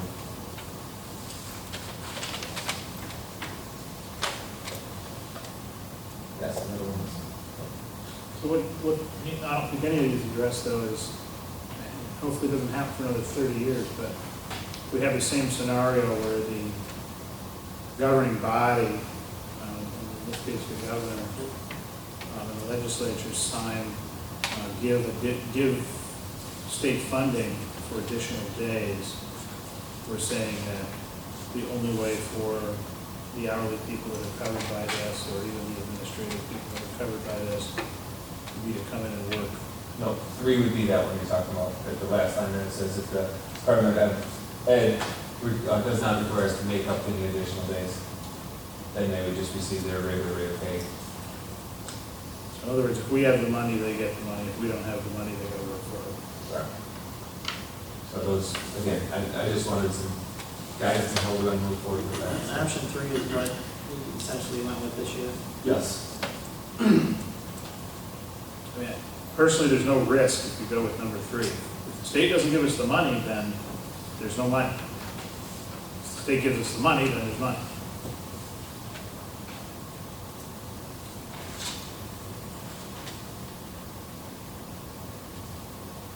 So we're never going to be in the red. You should never be exposed to it, no. Exposed Additional to it. costs. What it is, and then if we can address this, Laura, is the time it takes to arrange all of this. So, What do you mean? so we To have go to, through each individual, there should be time cards for everyone. Everyone is, every group has a different scenario, whether they get vacation days back or sick days back. Some were just received a couple of one or the other, so then some of them could get a payout based on their contract. Others, they have to go on a time card, but then they couldn't be paid for it because they're still physically be here for the time that we were putting on the time card so they could get paid for it. And some groups, they work different hours, so to try to make it so that it sticks as close to the budget as possible. Because there's 6 days, you can't just say, okay, we'll pay this group this many hours. So, but with this option 3 though, that won't even be a scenario right next year. no, it's still, because you don't know until the end of the year. Like, Oh, okay, gotcha. we didn't get our notice till mid-May. So that still will be the same scenario. It would be tough. It would be. How many times, but this is the first time. And you're right, it is. 20 It, years. well, actually happened last year, we didn't do anything with it, it wasn't addressed, because we had additional days last year. Is there any risk in you're essentially making an exception if you didn't allocate it for the employee on the salary employee budget, right? Is there any risk in there with precedent as an hourly employee? No, Asking to be paid for hours not. I think the only additional is the time that it's putting on Lawrence. It's just, it is a lot of work because of all the different scenarios. And that won't change just because we use the same language. You'd be burdened with that work too, with paying them back or trying to reschedule days. You redo time cards and stuff. Well, if they're rescheduled days, then they would break down physically when they were here and when they weren't. What we were doing is if somebody was able to take a vacation day after 6 so they got paid, we were reimbursing them. Like, so you have to go through and figure out, well, you took the vacation day on January 27th, which is the day now that you're being paid for, here's your vacation day, that then you get paid out at the end of the year for your contract language. And so it just became. Wouldn't they do that if this was, they'd probably still do that, because they wouldn't know what to do in the year. Yes. It's usually- Yeah, because they have to put it on that time, right? So how did it work with the teachers then? Because that wasn't the same scenario for the teacher. Teachers are salary employees, Salary, so so. it's just the hourly that is placed Correct. to be a hassle for. Yeah, Okay. teachers just. I know it's a hassle for the ladies that have to do it, but I still believe it's the right thing.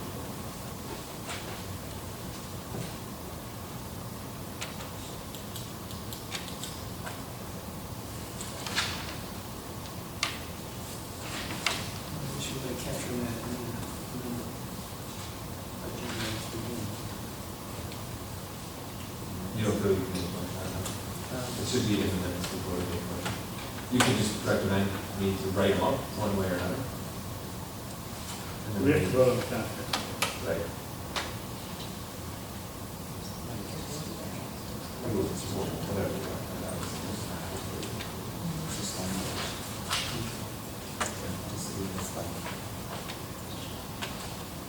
Okay. So we'll handle it, we'll handle the other one. Sure. All right, I move then to add language into the hourly contracts, bring back to the board for approval, option 3. Support. Support by myself. Or support by Mrs. Florka, vote by myself. It's getting really late. Any discussion? All those in favor say aye. Opposed? Okay. So you'll put that in the contracts and bring it back for approval. Correct, so we'll get highlighted there in the contract. Okay. The state came out with some ruling that we cannot transport students under the age of 5 without a board policy saying that we accept responsibility for students under the age 5. So we will be writing something up. I will get with probably Truman to see if there's any language. Are we okay with me bringing that? Is that like preschool or daycare? Daycare, yes, and some of our Do you GSM. ever do preschool or? Daycare we do during the summer, like we Oh, have okay. a thing on Wednesday that I canceled because we're not gonna risk it until we have a board policy. Kids are super fun. I know. Like they want to go to I know. daycare just because it Oh, feels it's all your great. fault. So Right. I will bring it for approval for the next one. Like I said, state aid borrowing, we will not be doing this year. The last one was in July, we talked about the superintendent evaluation training for our three newbies. I'll send you guys a doodle on some dates. They are available pretty much anytime. So, sound all right? We still want to do it in July? I would like to, I mean, we're gonna do your review again in July, right? Do you want to set it around that? We can make that part of the workshop and use it as an example for it all? I don't know if you want to sit here for 3 hours for a session. Yeah, Do a vacation, do anything? yeah, I mean, if we get your review at the same time, I'll do that. it's 3 hours then or it's 3 hours later, no, it's gonna happen. Send it all out, or you just want to start early on? What is the next one? That would be starting at 4. Okay, I'll send out the doodle. Yeah, I'd like to keep it separate. Yep, like I said, new special ed teacher, or special ed director, I'll bring to you in July. And so, what's that? Oh, Purdue, I sent you guys an update on 31A audit, but it went really good. These two did a ton of work for it. The state was awesome. It's hard to think that NTE is going to be coming, it would be great to work with. Took us 13 months, I think, to go through it all, get it all prepared, but they gave us the A-OK on all of it, so it's very good to have behind us, but thanks to these two for So then do everything. we have to redo this now for the next? No, we shouldn't be randomly picked again for about Okay. 3 to 5 years. Okay, this was the chosen. Title I. Oh, okay, okay. But this Title I and 31A are so similar, we'd be in really good shape, so. July, if you come through. All right. On to board roundtable. I just have a question about the request for closed session. Someone communicated with that came through or rescheduled. So the policy talks about the steps to get to the board, to the closed session. In my eyes, in my interpretation of our policy, we have not got to those steps yet. So the next step should be a meeting with myself to go over the complaint. And then from there, if there's not satisfaction, we'll take this report. Okay, is that conversation taking place? It has taken place. Agreeable to that? Not necessarily. I don't know that we need that hard of line. I feel like if somebody doesn't feel like you're not the person, I mean, chain of command is always recommended and supported. But, I think the reason that chain of command is kind of in there too is so there's a conversation of, I guess, what the exact complaint is. So I can prepare for a hearing, you know, because we're now inviting multiple people. I mean, this has been ongoing enough where it isn't, yesterday this and now right to you. So, I mean, I can appreciate the frustration, and I mean, I have chain of command at work too, but sometimes I know where I want to talk to and deal with, so. I just want to be sure she's being communicated, and I mean, that's her strong desire. I'm definitely pro chain of command, but if the information's there and the parties, it's just not working or whatever, I mean, that's what we're here for. You want to direct me to 17 managers? I guess what it comes down to is like the communication, that you're not being skipped over. Like if they are communicating with you and necessarily doesn't need like a meeting face to face or something long, so there's like an extensive conversation, Right. phone, email, however you want to communicate. I just think it's important that you're not skipped over in this process, Right. but it's been communicated. If you guys are having extensive communication where you still can't come to an agreement and they want to bring it to the board, then I think that should be enough.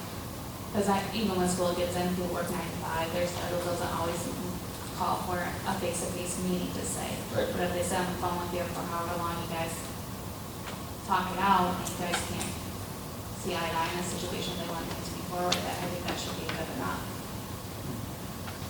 I don't think anybody should ever be denied from coming to us. Oh, I agree, and that's been made very clear, that I'm not denying that whatsoever, but I want to make sure that I'm prepared Sure. to go to a hearing. We have 2 individuals or 1 individual? To 2 individuals. So I would just ask that this gets scheduled expeditiously, meaning before the next board.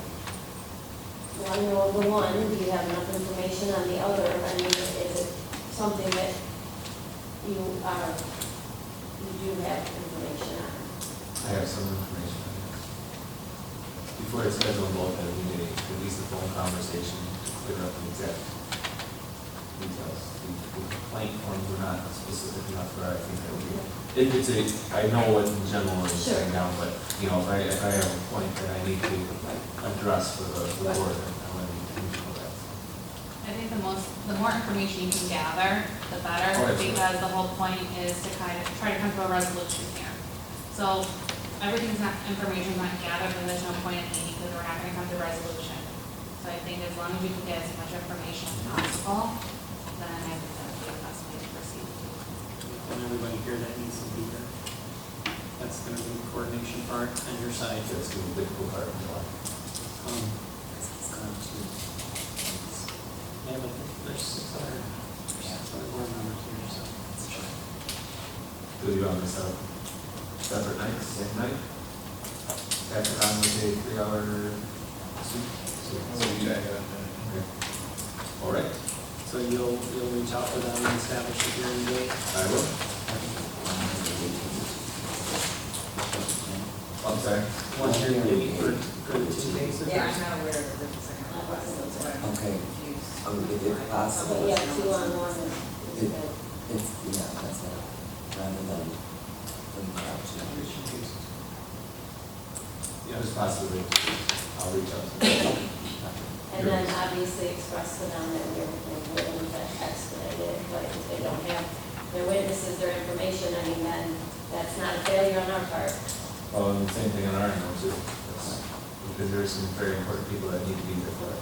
So we need to communicate with them if that's happening or not, or what we're doing to try to make it happen. I will reach out to the board, and we'll have to be as flexible as possible and fill out the forms. Anything else for board roundtable? Yeah, I don't want to drag it out really much long. No, I finished that CBA Yay! 101 fundamentals of school board service. And I know we talked about it last time. It's got to be done. I wish I would have done it 3 months ago, whether or not I was going to be on the board or not. It starts out with 4 units, vision, ethics, roles and responsibilities, and then at the board goes over Open Meetings Act. But really starts with the vision and talks about the different roles and responsibilities and the governance of the board. And from what I've seen the last 6 months, we're way out of whack, way out of whack. So I think it starts with the vision, but then it starts with kind of writing the ship on what the roles and responsibilities are of the people sitting at this table, so we can be effective for student achievement, which we talked very little about at this meeting. So it was great. It is you're going through a PowerPoint, they have some videos, it's a little basic, but, being involved for a few months again, I think it's incredibly beneficial. The in-person training is like 6 hours, is that about what you spend on that online one too? or- No, not even, and there's just a couple of circumstances where you have to think about, you know, the board as it is, so you do need a little bit of experience, I think, to be able to answer these questions. You're not graded on, but hold your own thought. I think I did it in like half-hour chunks, probably took me like 2 hours.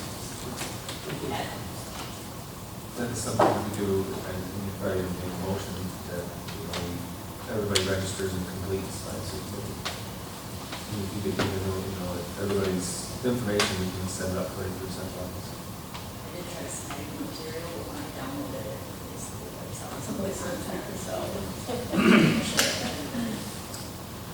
And then this magazine, I don't know, Marty and Lillian, if you guys have started getting it yet. It's got really good content. Really good stuff. Pursuant to our policy, I think, I make a motion to close. Report. Marty,